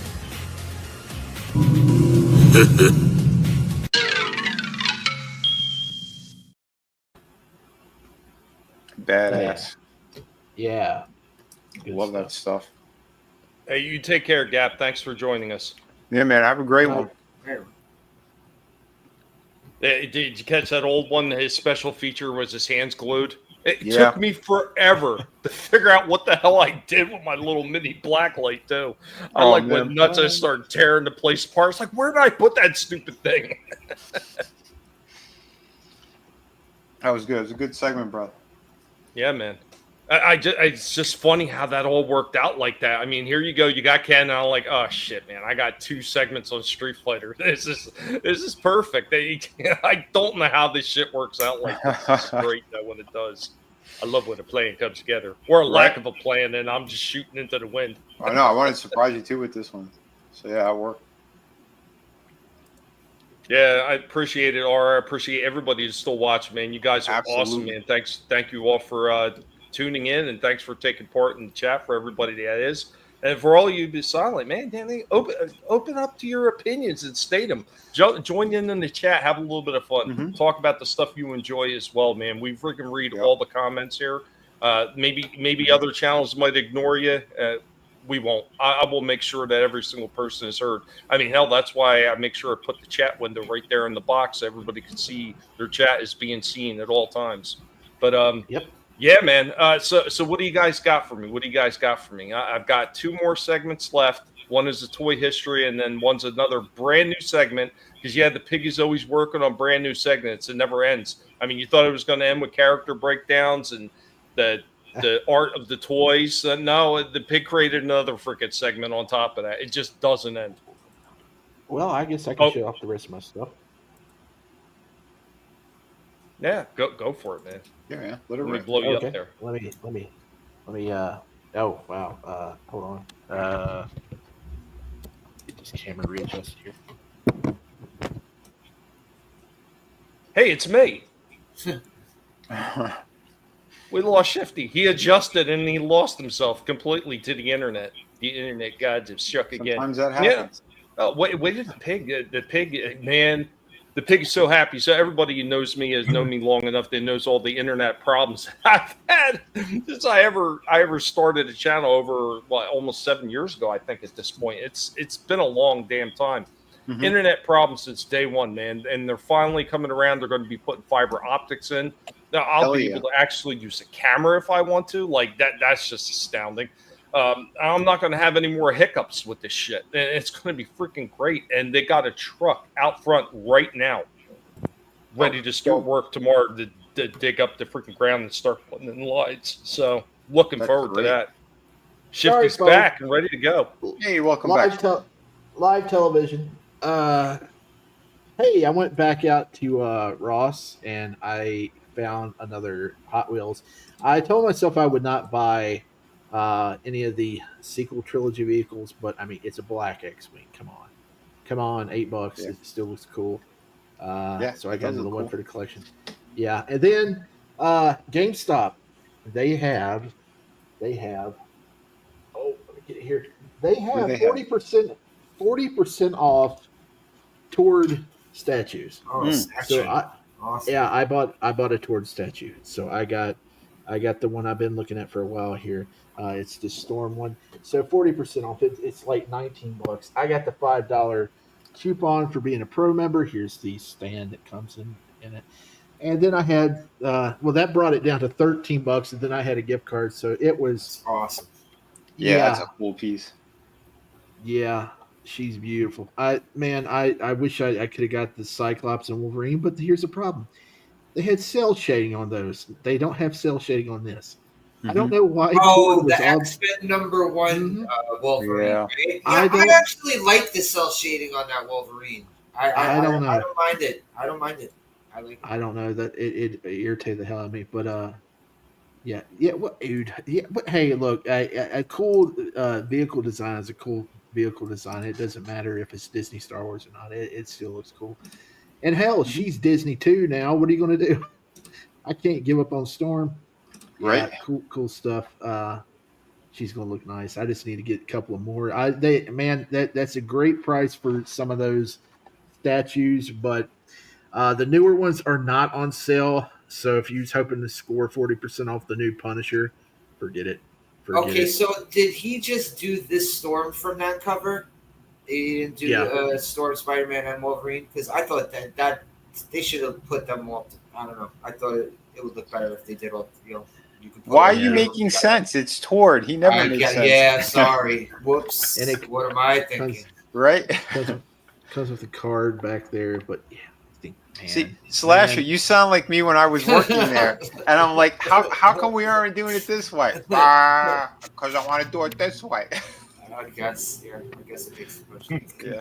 I just they got like a sale going up there like for the next 2 weeks. Pro members sale. They got a lot of deals. Nothing too great on collectibles outside of the Tord statues, but it's mostly the older stuff. So there's a lot of Spider-Mans. You got an Iron Man, and yeah, that's what you got. Because they ordered too many. Yeah. Awesome, man. No, you know what? And I get it. Yeah, I get it. And then, I mean, everybody knows my hangups with Disney, and I avoid paying full price. Like I picked up that Joe Fix-It, and then there was the Ghost Rider, which I always wanted a Johnny Blaze Ghost Rider, and I got that smaller 3 3/4 inch one, like on the dirt cheap, and it was the only reason I picked it up. And I hate giving that company money because how much damage they've not only done to the fan base as a whole. I mean, when have you ever seen the fan base quite as divided as it's been since after Disney took over? You'd never seen the fan base this bitterly divided. Look, I could talk about that for hours and hours. I'm mixed on it because I still enjoy a lot of what they produce, but I do see where they screwed up, and they screwed up big time. I mean, I don't think you're going to find too many older fans that approve of what they did with the sequels. They dropped the ball big time there, but I do think some of the stuff they did put out has been enjoyable. Well, it's like I always say too. If you're going to be somebody that's going to, still watch that stuff and everything, and I'm not saying you, so don't get this the wrong way. But there's plenty of people, and I know you've probably seen them yourself, where they sit there and they talk all this trash about these companies, and then they fully support them in the same freaking heartbeat. Like, are you serious, bro? Like, pick a side of the fence you're going to stand on. Well, if you don't don't support it. That's a simple way to do it. Don't sit there and tell other people don't support it, and then you give them all kinds of money because that's hypocritical. Look, I've been known to praise Star Wars a little bit too much sometimes because people will get on me, but hey, look, I give Disney shit a lot of times because Disney Plus fucking sucks. It should be a lot better service than it is, and I think Disney is ran horribly, especially from the company I knew and loved in the 80s, because there's a lot of properties that they're not using, and they could be making a lot of money in a lot of old films that they made that they could be doing things with, and they're just letting it sit. And you know what? If they didn't irritate fans so much, and this is getting back into the toy segment of it, if they weren't irritating fans so much, I mean, think about all the things that they could be doing. They could have been partnering up with Jada, and Jada could have been making Donald Duck and Mickey Mouse and all these other figures that would have sold like hotcakes. But instead, they chose the stupid route. But it is what it is. Yeah, look at the cereal mascots. Like, those are beautiful figures. Like you said, if they took some of the iconic characters that we grew up with, and cut a deal with them, but these are dead. If Disney wasn't such shit, like if they weren't such a god awful company and they made DuckTales figures, I'd be all over that shit. Well, they did. They did at one time, and they were. I mean, like now. I'm talking about the state of affairs now with them. Like, nah, I'm good. But you know what I'm saying? DuckTales is one of my favorite cartoons from back in the day. So. For all the stuff that they do wrong, sometimes they let their companies underneath them go at it and do what they feel is right, and they don't get too much in their business, and they let them craft some good stuff. Like me and Vinnie can vouch for Alien Earth. We watched that this week, and it's so far it's phenomenal. And they let Fox do their thing, and it's the best Alien anything outside of Isolation and maybe bits of Covenant since 1986. It is great so far. Yeah, so I was really surprised because you told me about it. I'm like, all right, I'll check it out while I'm working. I sat through the first episode. I'm like, this was pretty good, and the second one just went up another notch. And like the horror, the gore, like there's some creepy, disturbing shit in there too. And I was really surprised. So, talk about surprising. The second episode ends with a freaking tool saw. What? Oh what? yeah. That one got me too. Adam looks like he's chomping at the bit. Oh, it's just I was letting him go, man. The pill hit in, so I'm good. Oh man. So yeah, man, we've got well, whatever the hell's on my TV that's not supposed to be on. But thanks YouTube. It's only been paused for an hour and a half. Shit. But we've got a little Lex Luger going on up in here from the Monday hell Night yeah, War. dude. Oh yeah, with the fucking 2 belts. I saw this one. Yeah. That was really good. So I got this on eBay.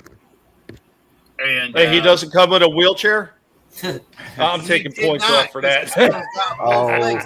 Does he come with a hypodermic needle? Oh no. But what's nice about this is the one prior to him joining the NWO Wolfpack. So this is the Lex that beat Hollywood Hogan.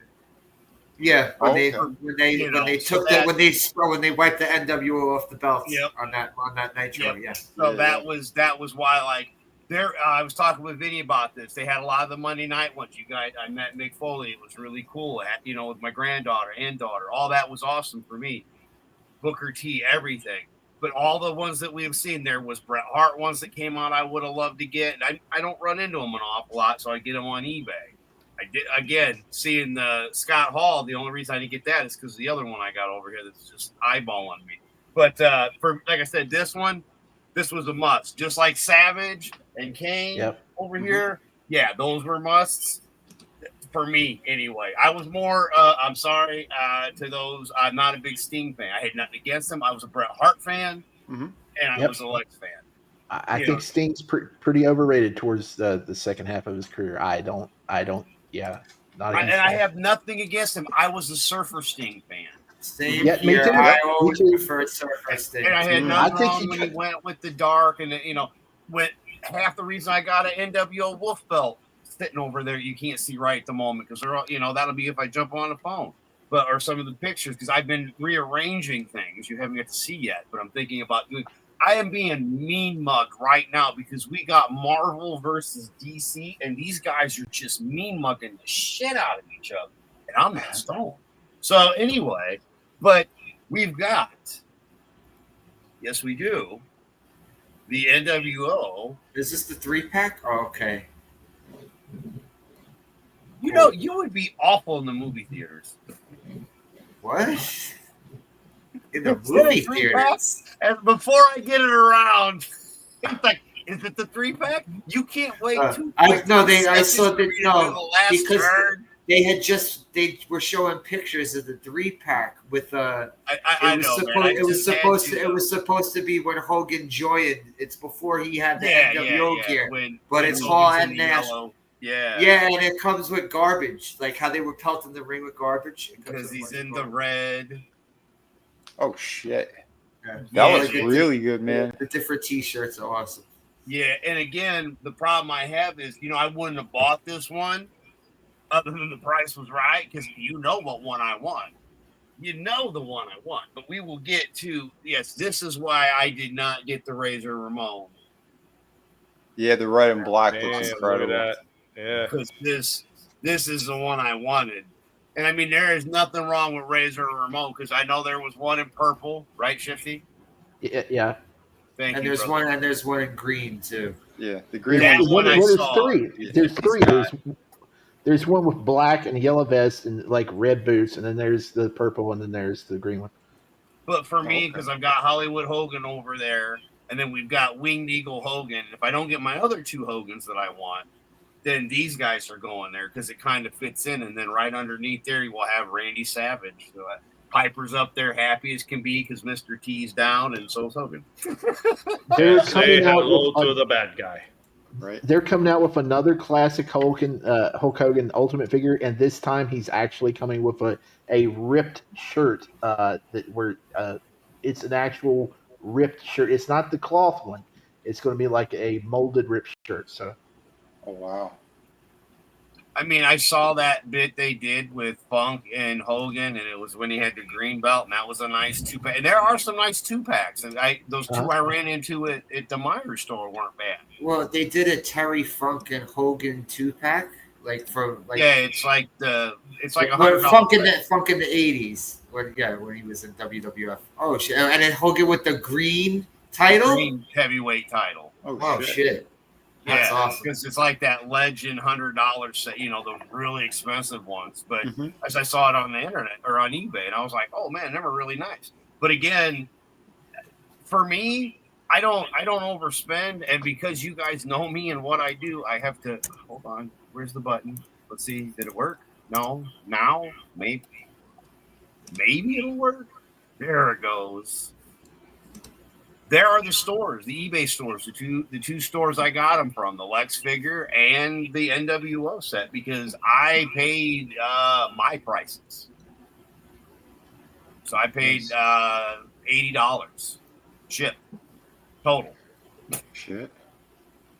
So dude, and I did get Lex for what they're 35, 40 in the stores, right around that area, and I got Lex at my house for 30.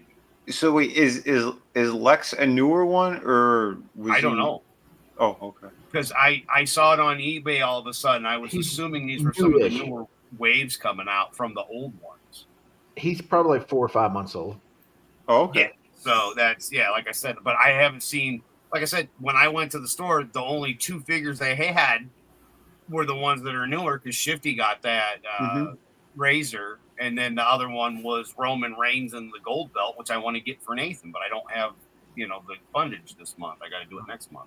Yeah. That Hogan and Funk 2-pack you were talking about? Yeah. Hogan in the red trunks, right? I don't know, man. He's got a white Hulkamania shirt and red trunks. So I thought, how do you not know? He said he saw it. Because I saw it on eBay. I didn't click on it. Oh, okay. Yeah, you just saw it. Oh my God. What's going on? What I liked was the green belt. The Hogan. What's going on, Scrambles? What's up? What up, Scrambles? What's up, man? And the fact that it had Terry Funk, so I was like, oh man, Slasher will like that. But I never had a chance to click on it or not. Hogan's face on this figure. It looks like he just did 8 lines in a row. Holy shit. But yeah, like I said, those were the 3 editions I got, and they look good. And it was exactly, it's almost like these are part of the same set because they got the Steiner brothers, which is what I wanted, But those are going for $100, and they're not budgeting. Yeah, it's in the same box. It's like in a 2-pack, a 2-pack box. Hogan tweaking over here. Holy shit. Yeah. But it sounded like the old. Yeah, these are like the old LJN figure cards. Yep. Yeah, those sets are the ones that you can occasionally find at Ollie's. They had DiBiase and the Dragon last week, and I passed on it because it was the DiBiase that had the pink on the black suit, and that was a really weird combo, and I didn't like it. And then Dragon was wearing black, and I always pictured him wearing green or red or something, so I passed on that. But they have the Big Boss Man or Bam and the Bam Bam Bigelow set supposedly in some Ollies, and I keep looking. I got to get that set. Watch, I'll go to my Ollies and I'll probably have it. Adam, look. Hogan got red trunks and he's got fucking white boots. Yep. I don't remember Hogan with this combination.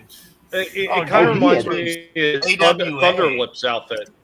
Yeah. AWA, remember he wrestled AWA, man. He was a bad guy. He wasn't even and in 1985 WWF, I don't remember him. I remember he would wear fucking teal trunks. Sometimes he would wear white. He wore green sometimes. But, oh my God, his face right here is fucking horrifying. Look at his fucking eyes. That's wild. Pass me the straw, brother.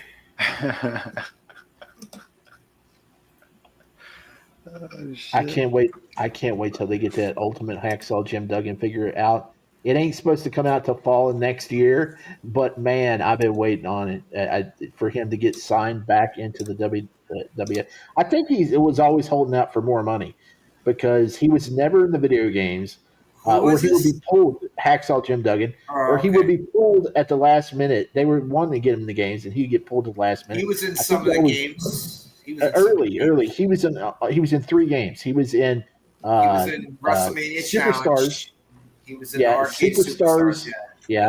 And WWE All Stars. That's not WWE Legends of WrestleMania. That's the only 3 games that he was in for WWF.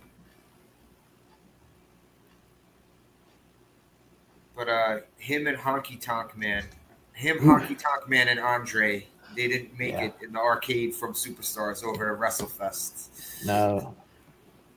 Well, Macho Man 2 wasn't in. Did they ever announce that they were doing like a Piper's Pit set? Yep. It's hitting Walmart's pretty soon. Remember, I thought I remember somebody. Yeah, I thought I remember somebody showing it, but I couldn't remember. That's why I asked. It's Walmart or Target. I don't know which one it was, but it looks nice. Yeah, and the one you just that you just showed with like that blue background packaging, like that kind of old school. Yeah, the LJN pack. Yeah, that's the Heart Foundation one. Yeah. There's a Piper one that I seen online somewhere. Yeah, I saw the Boss Man and the Bam Bam Bigelow one like that. Yeah, they look really good, man. It's tempting, but yeah, man. I think they did a Jake the Snake one too. They did. Oh, sweet. Yeah, they did quite a few. Actually, they're not too expensive. Yeah, like I said, it was one of those things I was flipping through, and I was like, "Oh, well, that's kind of cool looking." And it's got that kind of thing you showed, Vinnie, where inside's got a cardboard backing where you can on the inside for the. It looks like an interview. Yeah. Oh yeah. It looks the interview backdrop. Yeah, those sets are like $75. Suggested retail price. Yeah. Ouch. That would be awesome if they do a barbershop one. Yeah. You know, a 3-pack of Shawn Michaels, Marty Jannetty, and Brutus Beefcake. And a breakaway. You have to have a breakaway window though to put Marty Jannetty. Marty's so ixnay on the Marty Jannetty. They would have to replace him with Lee Cassidy. Right. But yeah, that's what I mean. Like that was kind of cool looking because I only saw it from and then when you were showing me, I was like, but yeah, it just reminds you of the old stuff. You know what I mean? Like. Wow, that's insane. Did you look at that? That's nothing but the box for $34.97. Oh my god. That's just the box. That's what I'm saying. The box does I said the figures are about $100 when you're, How much is the Heart Foundation? 12. How much is the Heart Foundation going for? $79. Okay. What it says? I don't know. I don't know which one you're. The Heart Foundation. They made a set just like that of the Heart Foundation. That's not the Heart Foundation. I don't think that's just a crowd. That's just a crowd. Yeah. Yeah, that's why I was like, where do you see the Heart Foundation, man? No, you're on better drugs than I am. No, that's the set I have. I'm just wondering how much it sells for. Oh yeah. I don't know. I just because I was like I said, I saw that box and I saw it was just a box and what it did. And then when you click on the actual figures and like what Slasher was showing, same thing. It just really makes you go, "Oh wow, that's kind of cool." How old is this set? I don't know. Probably a couple years. They just started making them here. Trying to find a year on this. I can't find a year. Probably 2023 or 24. I would imagine it was last year because last year was the year of Hogan, and they put out like 30 different Hogan figures. Yeah. Quite a few. But yeah, either way, we're getting the old stuff. At least there is some decent. But it's the same thing what you were saying, Vinny. It's like if you don't get it now, and the scalpers, it's so damn expensive to do that stuff. Yeah, the aftermarket is ridiculous. 2022, it says. There you go. The next Legends line at Target is the Click where they say goodbye to Razor and Diesel. They're going to have the 4 figures of that Razor, Diesel, HBK, and Triple H. Wow. I'm sure that's going to be super expensive. No, they're just the basic Legends line. They're the elites, so they'll be like $22 a piece. Oh, okay. Oh, I thought they were putting them together. No. Okay. But they are Target exclusive, you said? Yeah, the Legends Elite line with the gold border, that's the Target exclusives. Yeah. Gotcha. All right, guys. I'm going to debut my new segment. This is a super simple segment. It's something I wanted to. It's kind of similar to character breakdown, but instead of character breakdown, this is actually just spotlighting a single toy. So I was trying to figure out which one I wanted to do, and I wanted to do one that people may know, but a lot of people might have forgotten about. So here we go with our brand new segment, Toy Spotlight.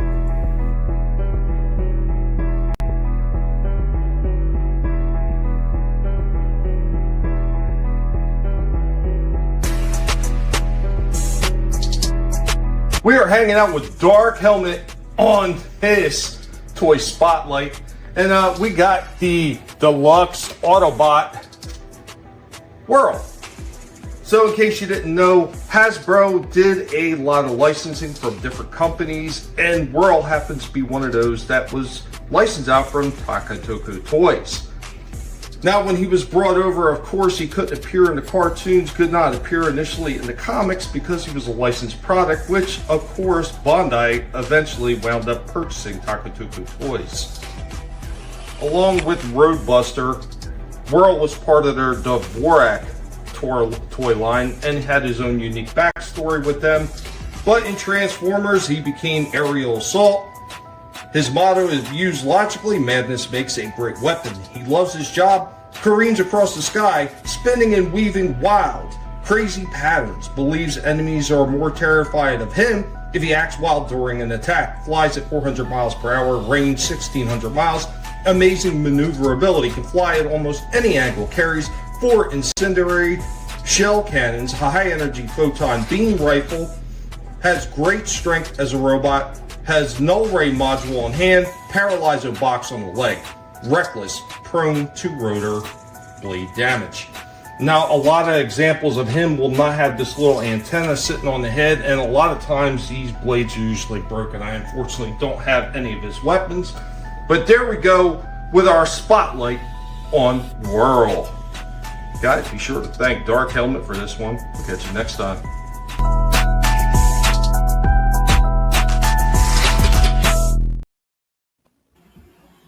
Thanks.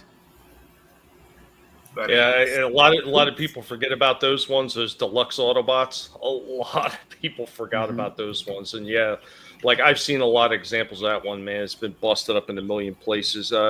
And you would think from a side company like Takatoku Toys that like they did with their deluxe Insecticons, it would have been all plastic. But those middle part of his legs, the silver, that's 100% die cast on there. Nice heavy die cast in the middle of those legs. So. Wow. They did do some halfway decent stuff, even for stuff that was licensed off. You know, I mean, there were so many of them: Jetfire, freaking Omega Supreme, Shockwave. Like there was tons of them that were licensed off from other companies, and some of them got to appear in the cartoons, but a lot of them didn't. Appreciate that, RR. But yeah, I'll be moving forward. Like it may not be every single week you get to see the art or the spotlight or the character breakdown, but I'll be filtering them in like every so often with all the other segments because it's getting to be a lot of segments. So I just won't do quite as many as the regular toy reviews, and I think that's fine. I mean, we're hitting on so many different stuff with all of us here sitting on the panel anyway. I shouldn't have to. I shouldn't have to murder myself. What you got there, Adam? Yeah. All right. So let me flip my. There we go.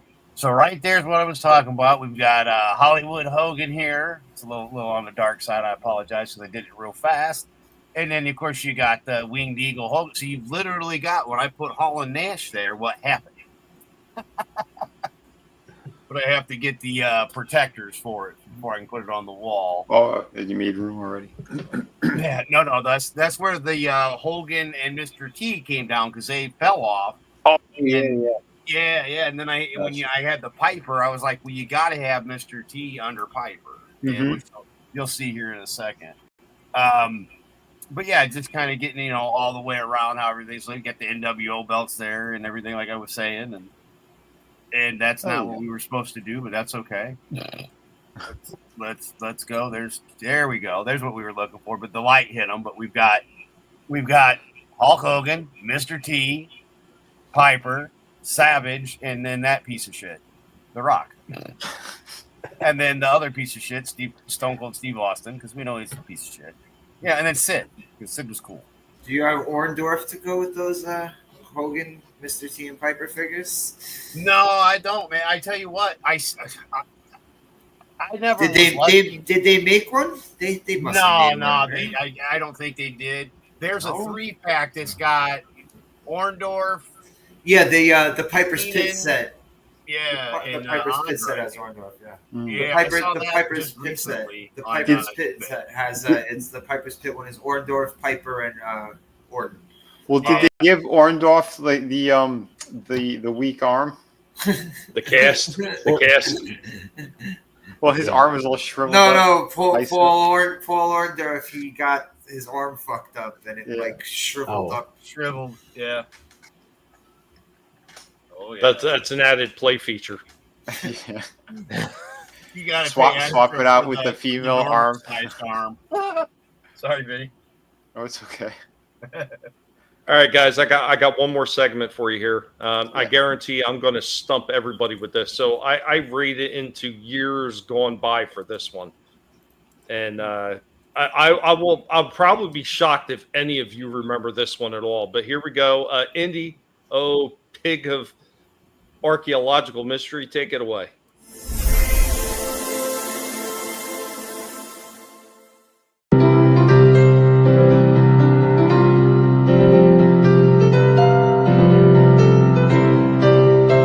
Welcome, one and all. I am your Professor, Indy, of the Guinea Pig Collective. And now, we are going to get into some toy history. On today's toy history lesson, we'll be digging back a little bit, looking at a toy that was more of a doll than anything else. What are we talking about? We are talking about Mon-Chi-Chi. So what exactly is Mon-Chi-Chi? Well, the Mon-Chi-Chi is an adorable monkey-like plush toy with a pacifier and was created by Japanese company Sakaguchi in 1974. Now, the name is a combination of the French word mon, meaning my, and the Japanese onomatopoeia chi-chi for the sound of a sucking pacifier, and the word monkey initially designed to inspire friendship and love. Mon-Chi-Chi quickly gained popularity in Japan and then internationally, including Europe and North America.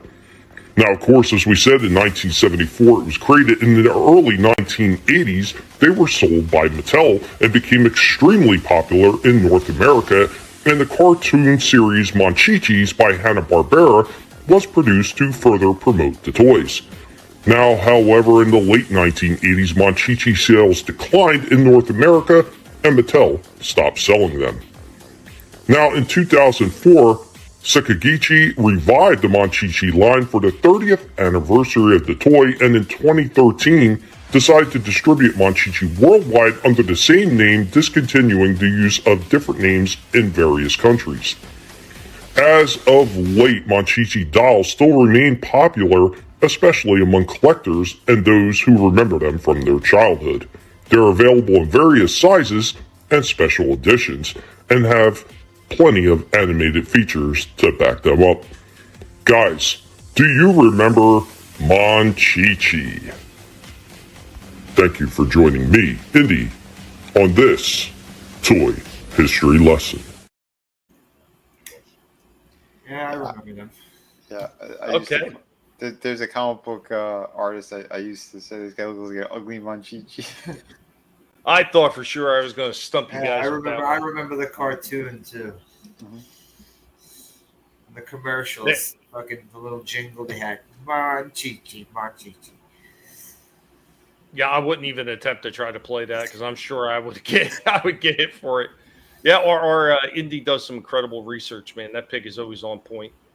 Yeah, he is. I didn't realize they were that old though. I thought they were 80s. The shit said they came out. I just looked it up. 74. 70s, yeah. Wow. Oh yeah. That's Well, I crazy. mean, it's like a lot of that stuff. A lot of it may have started over in Japan and everything, then it filters over here and they get changes to it. Mhm. I mean, the same thing like when I was talking earlier about M. Bison. You know, it started in Japan, and you know he was known as Vega over there. So Yeah.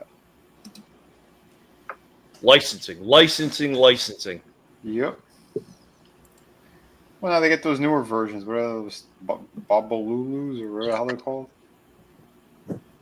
Have you seen them? Versions of Monchichis? Yeah, it's like a knockoff version. They get like a giant grinning sharp teeth.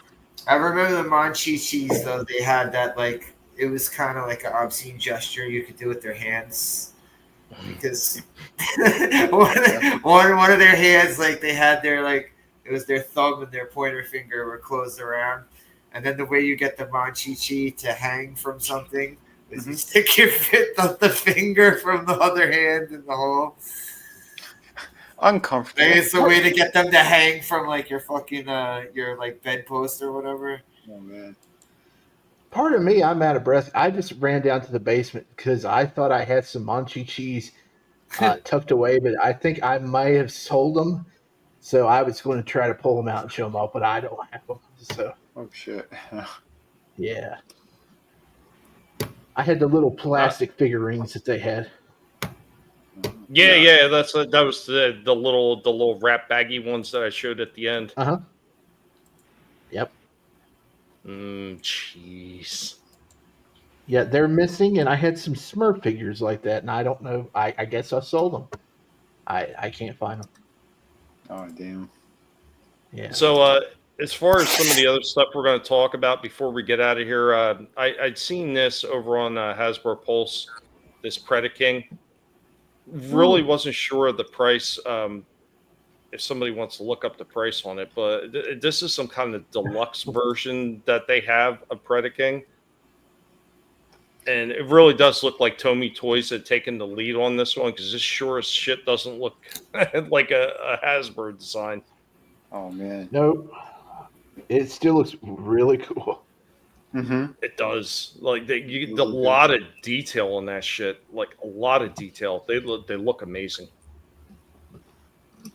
Not really sure how big this one is either, but looks pretty sharp. That's what she said. Looking up the price on that one, Vinny. Yeah, I'm trying to. What's it called again? It's Predaking. I mean, it was on Hasbro Pulse. Oh my god! How bad is it? Oh, it's bad. Are we talking like butt puckering bad? Yeah. Oh, it's $440. Oh god. Oh, that hurts. Yeah. Yeah. The car told me. Yeah. It's ow. He's 11 inches tall. That's it.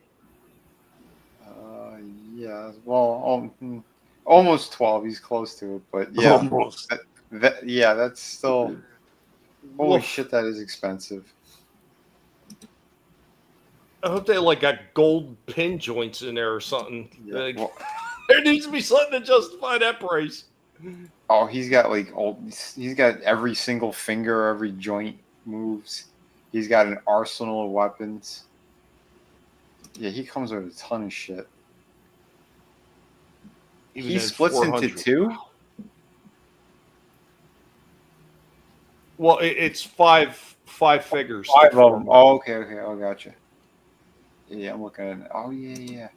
Yeah, my cousin had the original version when he came out. Yeah, the original, they were huge. Like, I've got one of them. Mm-hmm. And the original ones, they did come in die cast. So the original release of them had a few die cast parts, and later on they were all plastic. But these things were huge. Like, they were each one of these animals in the Predacons, they were almost as tall as I think they might even be taller, but almost as tall, or at least as tall as Optimus. Mm-hmm. So they were pretty large. So when they formed Predaking, it was a really large combiner. Yeah, he should be way bigger. What the fuck? Especially for that price point. Yeah, Vaseline won't help. Yeah, it does look amazing, but yeah. Oh wow, that price. Woof. Mm-hmm. That's crazy. You know what? I guarantee you, somebody is making it because somebody made a 4 foot tall Metroplex. Holy shitballs. Well, we talked about that one a while ago. I think the guy was charging like $1,200 for it, and for something that's crazy. 4 foot tall, that's in comparison to what they're charging for like a 1.5 to 2 foot tall Unicron. You're gonna need really like, not that bad. You're gonna need like 3 people to transform the damn thing. Yeah. Which got Slasher? And a kid standing inside of it. Yeah, I'm gonna drop it a little bit, so I was just gonna show this quick before I go. Did you end up picking up any of the NECA D&D figures, Tommy? Like the I old picked up LJN characters? I picked up the cartoon ones. Oh, okay. And I think they were done by Hasbro. This one is NECA. I've seen that in stores, man. He looked really good. Yeah, I've looked at him this thing. It's awesome. It's awesome, and it's cool though. Like, okay, they got the picture on the box, but at least you can do this instead of just having a picture of the figure on the box. But for sure, this thing is fucking awesome. Yeah, it's heavy too. Like this box, it's got some weight to it. Oh yeah. Yeah, I came close to getting him twice. And he's fucking awesome. He comes with 3 blades. The fire sword effect looks fucking cool. Yeah, that's badass. He's got the shield in the background, which is one of these sides. I think this side they got the shield. Yeah, behind the swords. Mm-hmm. I don't know if you can Does he see come it. with a base or something too? I don't know. I don't know. I'm wondering if maybe what's check it on the back of the package at the bottom. It'll say it, right? Yeah, at the very bottom. It doesn't say a base. It doesn't say a base. Okay. No, it gives the list of all the included. Oh, that's where they moved it. Okay. Yeah. This thing's fucking awesome, dude. And he looked amazing. I want to see if I can get this guy too, Grim Sword. Oh shit! I've seen one, and I've seen him in the stores, and they did the dwarf, and they did some kind of goblin or something. Yes. Wait. Did they do? Is it Zarak? Zarak. Yes. Yes. The orc. He's a thief and an orc, I think. Yep. But this thing is fucking dope. Yeah. I always loved this guy, even though back in the day figure I thought he was cool. Yeah, we have the old one.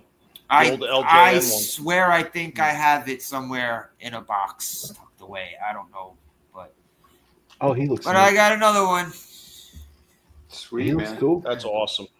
Did you have it at the comic shop? Not the comic shop. No. Well, there's a comic shop, and then there's a shop across the street that has a lot of old shit, and they do have some comics, but not as much as the comic shop. Oh, okay. So they're technically both comic shops. Yeah.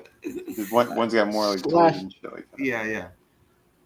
Yeah. Slasher, before you go, Vinnie, could you pull that picture up in the group? I posted a link. Hold on. I don't have Twitter. Yeah, this is a new McFarlane they're coming out with, and I don't know the character, but man, he looks cool.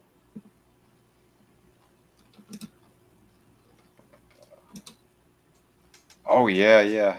Hold on. This does look fucking good. He looks really good. It is a really well done figure, and when you see, I did see this. Yeah, Mr. Bones. Yeah, I did see this. Now, is he one of those defunct cool. characters? I think he was like from Public Infinity Domain? Inc. You ever seen the comic from the 80s, Infinity Inc.? No. I think he was. I'm pretty sure he's from that. But he's a Public Domain character, right? I don't think so. No. Oh wow, those Buccaneer boots go all the way up to his thighs. Yeah. Yep. That's a cool looking figure, man. God, they can make a great Ghost Rider figure if that's cool. Yeah, you could. Oh shit, McFarlane is one of his actual creators. Of this character? Oh really? Yes. 1985. Wow. Infinity that Inc. is 1985. What company? DC. Infinity Inc. was like a offshoot of like the All-Star Squadron and that character you have, the green girl, the A Jade? Yes, she's from that. Yes. Oh, all right. Well, that makes sense then. So, he's trying to get like the team out. Her and the other character, Obsidian. Yeah, he's been dropping some figures, man. Like nobody's business. Like there's the ones that they solicited, the ones that we saw that time, like in all the group shots, and then he has a whole bunch in between there that he's been just dumping out. So yeah, it's wild. Like Starman and Starman, Power Girl. He's a McFarlane store exclusive. Oh shit! I had no idea that McFarlane actually created this guy. I had no idea that he was working for DC in 1985. Holy shit! Wow. Yeah, that's going to sell out and go for big bucks. Oh yeah, absolutely.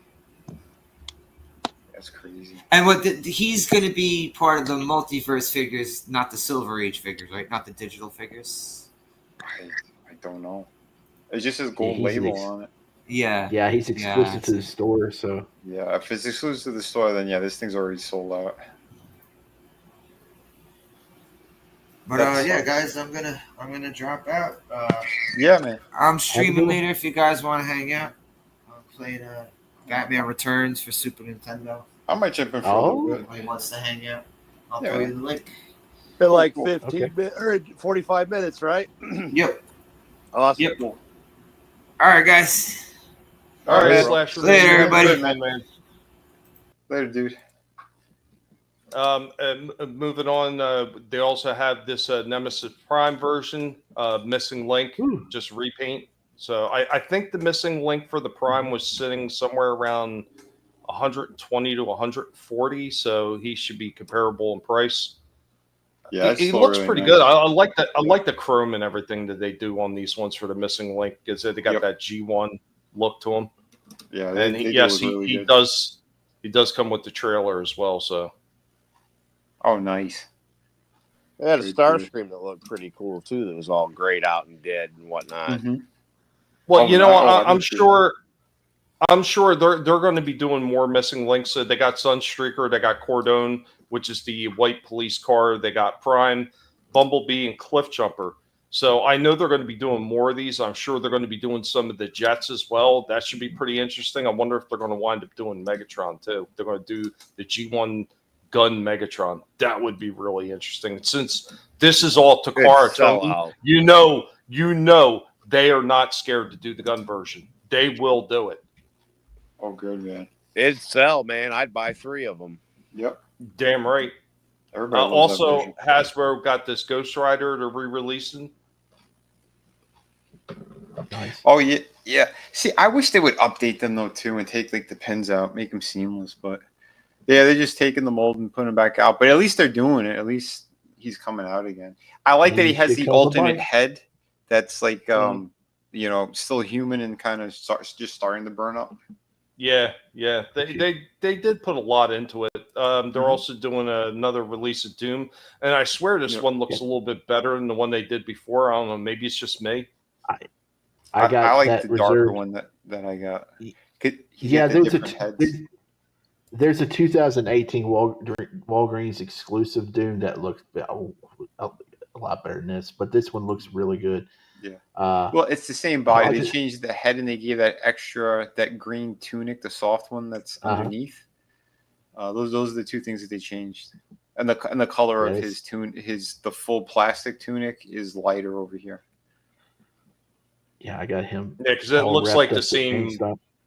The same shit, like hard plastic cape in the back. I mean, well, it's probably soft plastic, but yeah, that's all the same. It's not movable. That layered thing that they have, it's right underneath the gold. Yeah, on top there. Yeah, that one is that's a new piece that they tossed on there. But yeah, I think overall it looks good though. Oh yeah, hands down the best Doom mold for the body. Absolutely, that thing is killer. Yeah, Aura is a nice looking Prime and Nemesis Prime. I mean, even the Optims they did for Missing Link is fantastic. So is Bumblebee and Cliffjumper, man. Just amazing stuff. Cool Doom, he's my favorite Marvel villain, mainly because I'm a big Fantastic Four guy. Awesome. Oh, guys, I forgot to mention it. I was at Ollie's today, and they got something new over there I haven't seen before, and they have the deluxe Star-Lord electronic helmets from Marvel Legends. I didn't catch the price on it, but yeah, they're starting to get some high-end stuff in there. I know they've had those Captain Britain, Peggy Carter shields before, so they may start getting stuff in like Magneto's helmet and stuff. So keep your eyes peeled at Ollie's. Cool. Yeah, I just seen the new circular just came in Ollie's. They didn't have any toys really posted on it though, which kind of depressed me. Got to look forward to the Ollie's, and usually they have a nice toy section on the freaking circulars that come in. Yeah. But nothing this time. Yeah, next month I should be doing a convention that's in that area where that Ollie's is, I think. So I might swing by next month. He's gonna be walking out with 2 big giant bags full of toys. That's only if I'm making money at this fucking show. Well, you got to get out there early because a lot of people's probably going to go out there, and if it's a toy convention. Oh, it's gonna be. Well, it's not. It's a comic book convention, but I passed by at least one of them, coming and going over there. So yeah, we'll see. We'll see how the show goes. In those Master Universe Thundercats figures, I thought they were Target exclusives. No, they're popping up at Walmart's now. So, you got a better chance to get them now. And I'm kicking myself for not buying them when I had the chance because I looked up the videos on them and saw their Thundercat forms. They look perfect. I didn't think they look. I don't understand why they don't have a picture on the back of the box of both versions of what the figure looks like. They're retarded. I don't know why these companies do that, but yeah, I came very close to picking up that Chitara. If I stumble across to the end, I might, but yeah, just money's fucking tight, obviously. So yeah, that's why I haven't yet. But yeah, they look good, man. They do look good. Yeah, there's a lot of those things I would like to snag. Yeah, if the scale was a little bit bigger, I would have definitely done it. I would have definitely picked them up. I really wish Target would please remove those stickers they have on the shelf for the Psylocke sets because they're not going to get any more in. It's just sitting there. It says $59.99, and I'm like, okay, you're saving a spot for what? You're not getting any more in. You're sitting here. Next time you go in there, bring a it handwritten sign that says "You wish you would be able to get this," and just leave it there just to piss people off. Well, there's gonna be at least one more batch coming out. They can't just pull them that quickly. If you look on that site, if you still have the link, it says like over 19,000 has been sold. It keeps going up. It keeps going up. Holy shit! Yeah, it keeps going up. So I mean, they're still getting them. It's just the thing is, it's very, very, very, very, Mine very ain't getting them. difficult. I'm out there every week, and they keep checking. And it's like, well, no, none's coming in. We don't have none. Yeah, I ain't worried about too much. If I need a Psylocke, I'll just order one of the old ones. I don't care. She ain't got a booty, but I don't care. I'm telling you right now, they're gonna re-release this figure later. They're absolutely gonna release for single carded and another pack or something. Well, of course they'd be stupid not to, especially if they see it selling out. Yeah, I mean they're not dumb. They're not dumb. They'll re-release. Hasbro is pretty dumb because everybody wants that freaking Revenge of the Sith Yoda that came out with the Clone Trooper last year. Mm-hmm. And they said they have no plans of releasing that on a single card. That would sell like hotcakes. It was a Disney Store exclusive. Yeah, but I could tell you why they're doing that. So Disney, and this is another reason why I hate Disney. Disney actually, when they renegotiated the contract with Hasbro, they really grabbed them by the balls on it. Mm-hmm. And where they weren't really getting any perpetuity from the sales themselves, they're now getting perpetuity from the sales. Plus, they have to pay that big licensing fee to Disney for their products. And that's why you're not going to see quite as many Marvel and Star Wars figures going back up onto the shelves just because they're really getting raked over the coals, and I'm sure their profit margin on that is ridiculously bad. I don't understand some of the stuff that they put out versus some of the stuff they don't put out and that would sell. Yeah. It just makes no sense. Well, something like Psylocke, that is a brand new mold that they did. They're going to reuse the shit out of it. Something like Yoda, is he a brand new figure altogether? Oh yeah, it was the one that came with like the little like chair from his Jedi Council, and brand new. Something like that is more. It is more of a specialty type item. Something like Psylocke, that is a figure. She might not come with all the effects, but she's something that they would single card later on. Like they'll definitely be doing the help me out here. The X-Force version. They're definitely going to be doing that one. I can tell you that right now. Because they've done all of them, I think, except for what's his face? Who's the guy with the trench coat? Gambit? No, black and he's got the black and white. He's from X-Force from that line.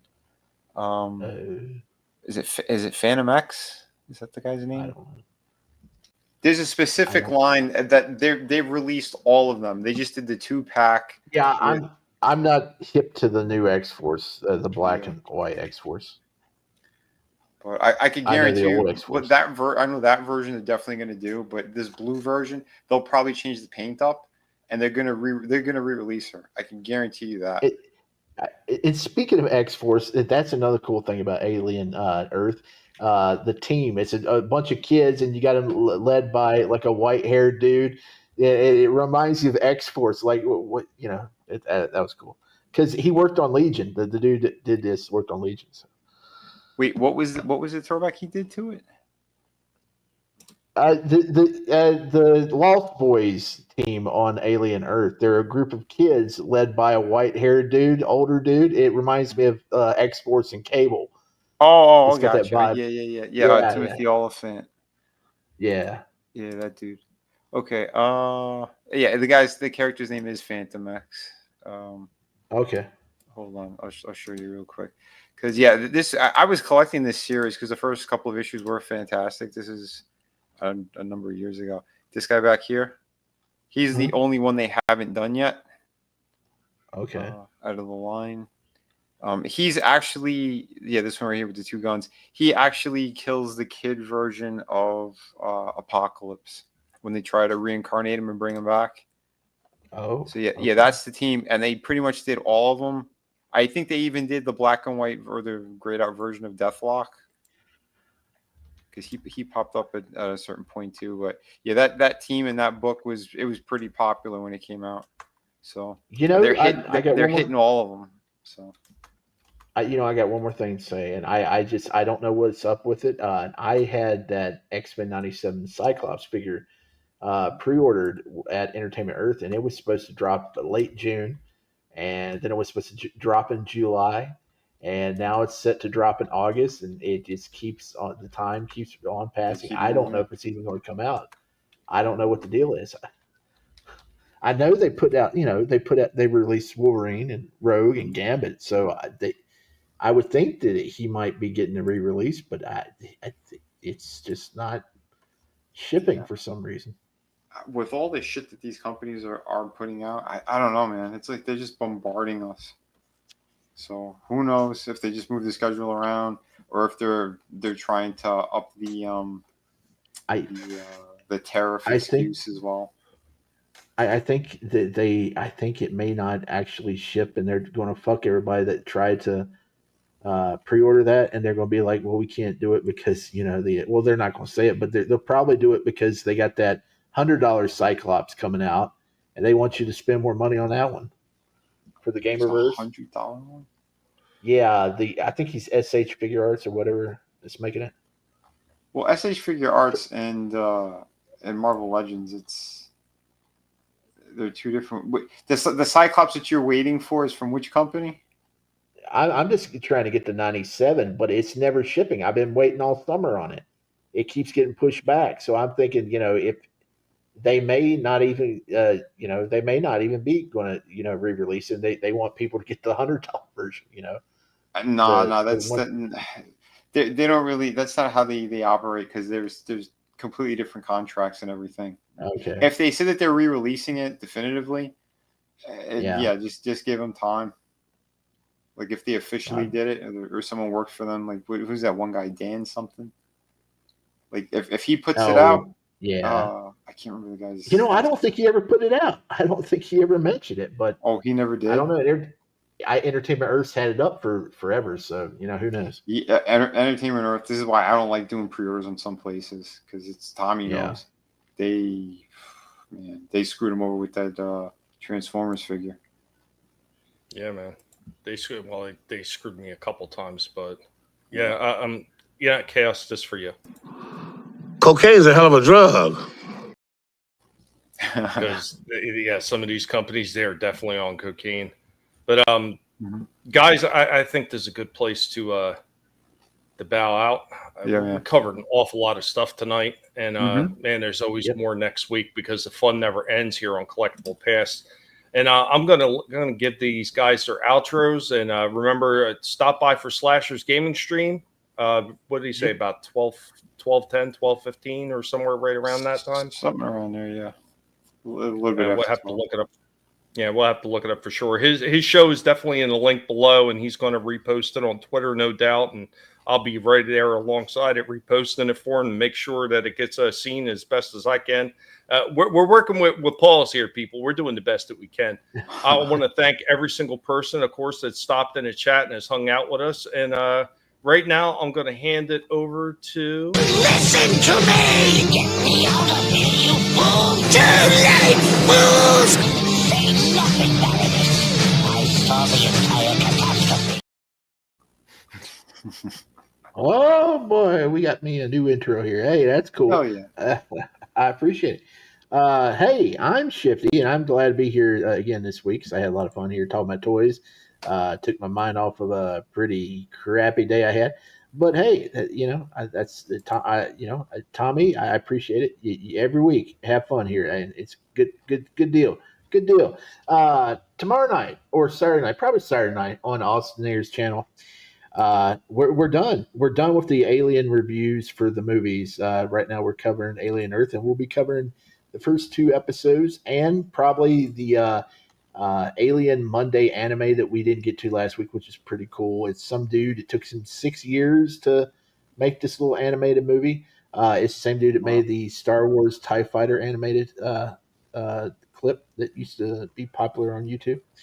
And maybe Sunday over on Chris Knight's channel, The Real Review 3000, also Hanstar YT, and Chaos Central will have What the Dub and games from the Jackbox. And so come on over there and we'll get you in the chat and maybe into the game, and we'll have some fun.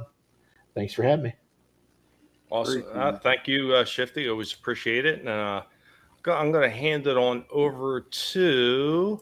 I'm just saying goodbye. Save your energy. So long. Here's one Starscream's been saving for you. All right, dude, he's one of my favorites, man. Starscream's he did shit. But yeah, dude, always a blast. Love doing these toy streams. Again, everyone who's been watching on all of our channels and on Twitter, thank you so much. Yeah, you guys and girls, you guys help make this possible, and it's cool talking about these things and the stuff we enjoy, the good times, the fun stuff. But yeah, tomorrow we're going to be doing one of those Friday Underground streams. We'll hit a few things. There's some stuff I've been checking out, and I don't know, we might have a slightly different discussion than we normally do, but yeah, I think we are doing, I think on Saturday over on Slasher's channel, the Cutthroat Island, I believe it. I think he's going to be doing it, this Saturday. But then Sunday we are finishing off season 4 of Dexter, and it's been a lot of fun. R's been with us as well, watching those and talking about them, and always good stuff. But yeah, thank you everybody. I'll try to get some more updates soon for City of Venus 2. Again, I'm just painting up pages right now. Working hard. Cover's done, all the line work and inks are done, so more than half the book is complete right now, and just I'm it's a lot of work, but I'm trying to stay to my schedule to have this thing launched very soon. So like I said, keep your eyes open for more updates, and thank you so much for the support. In the meantime, you can still go and back my other projects if you haven't yet, or if there are some birthdays, holidays, whatever coming up, get the people in your life some really cool comic books, because they're still available. Shadow of the Kraken, Through the Woods, those books and the art books. So jump on all that stuff, and more is coming at you soon. Thank you, everyone. Thank you, Tommy. Thank you, Shifty. Thank you, Adam, for being here. I know he had to cut out as well. And of course, thanks, Slash. Yeah, man, absolutely. And can't do it without all you guys here. You definitely help this show be a lot more fun than it would be if I was just doing it by myself. Plus, probably be a really short show. And I'm gonna kick it on over to myself. Not bad for an old timer. Old timer. And guys, like I said earlier, thank you. You could have spent your time anywhere, chose to spend it here with us, and it is oh so appreciated. If you haven't, stop by everybody's channels. Go ahead and subscribe to their channels. It's not going to cost nothing, and it gives a big giant middle finger to YouTube. Even if YouTube decides to play the games that they want to try to play with all the other nonsense, it's probably going to wind up backfiring on them. But we're kind of hoping maybe they're going to see a little bit of reasoning in the coming months, but you just never know with some of these companies. But it's all about having fun right here on Collectible Past, talking about the things we enjoyed, that not only currently, but of course all the stuff from the past, and just having a blast here with all of you. Thank you so much for being here, and we will catch you on the next one. Same toy time, same toy channels. Guys, have a good one. Later, y'all. Peace.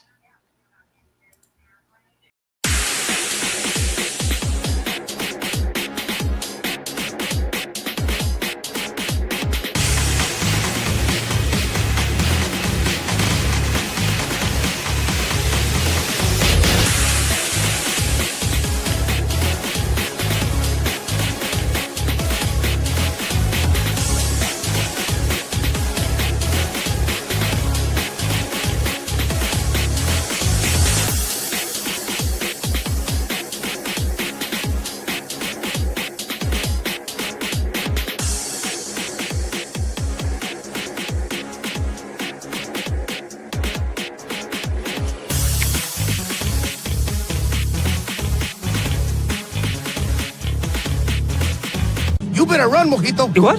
I thought you said don't move. That was before. Now, you run. Adios, amigo.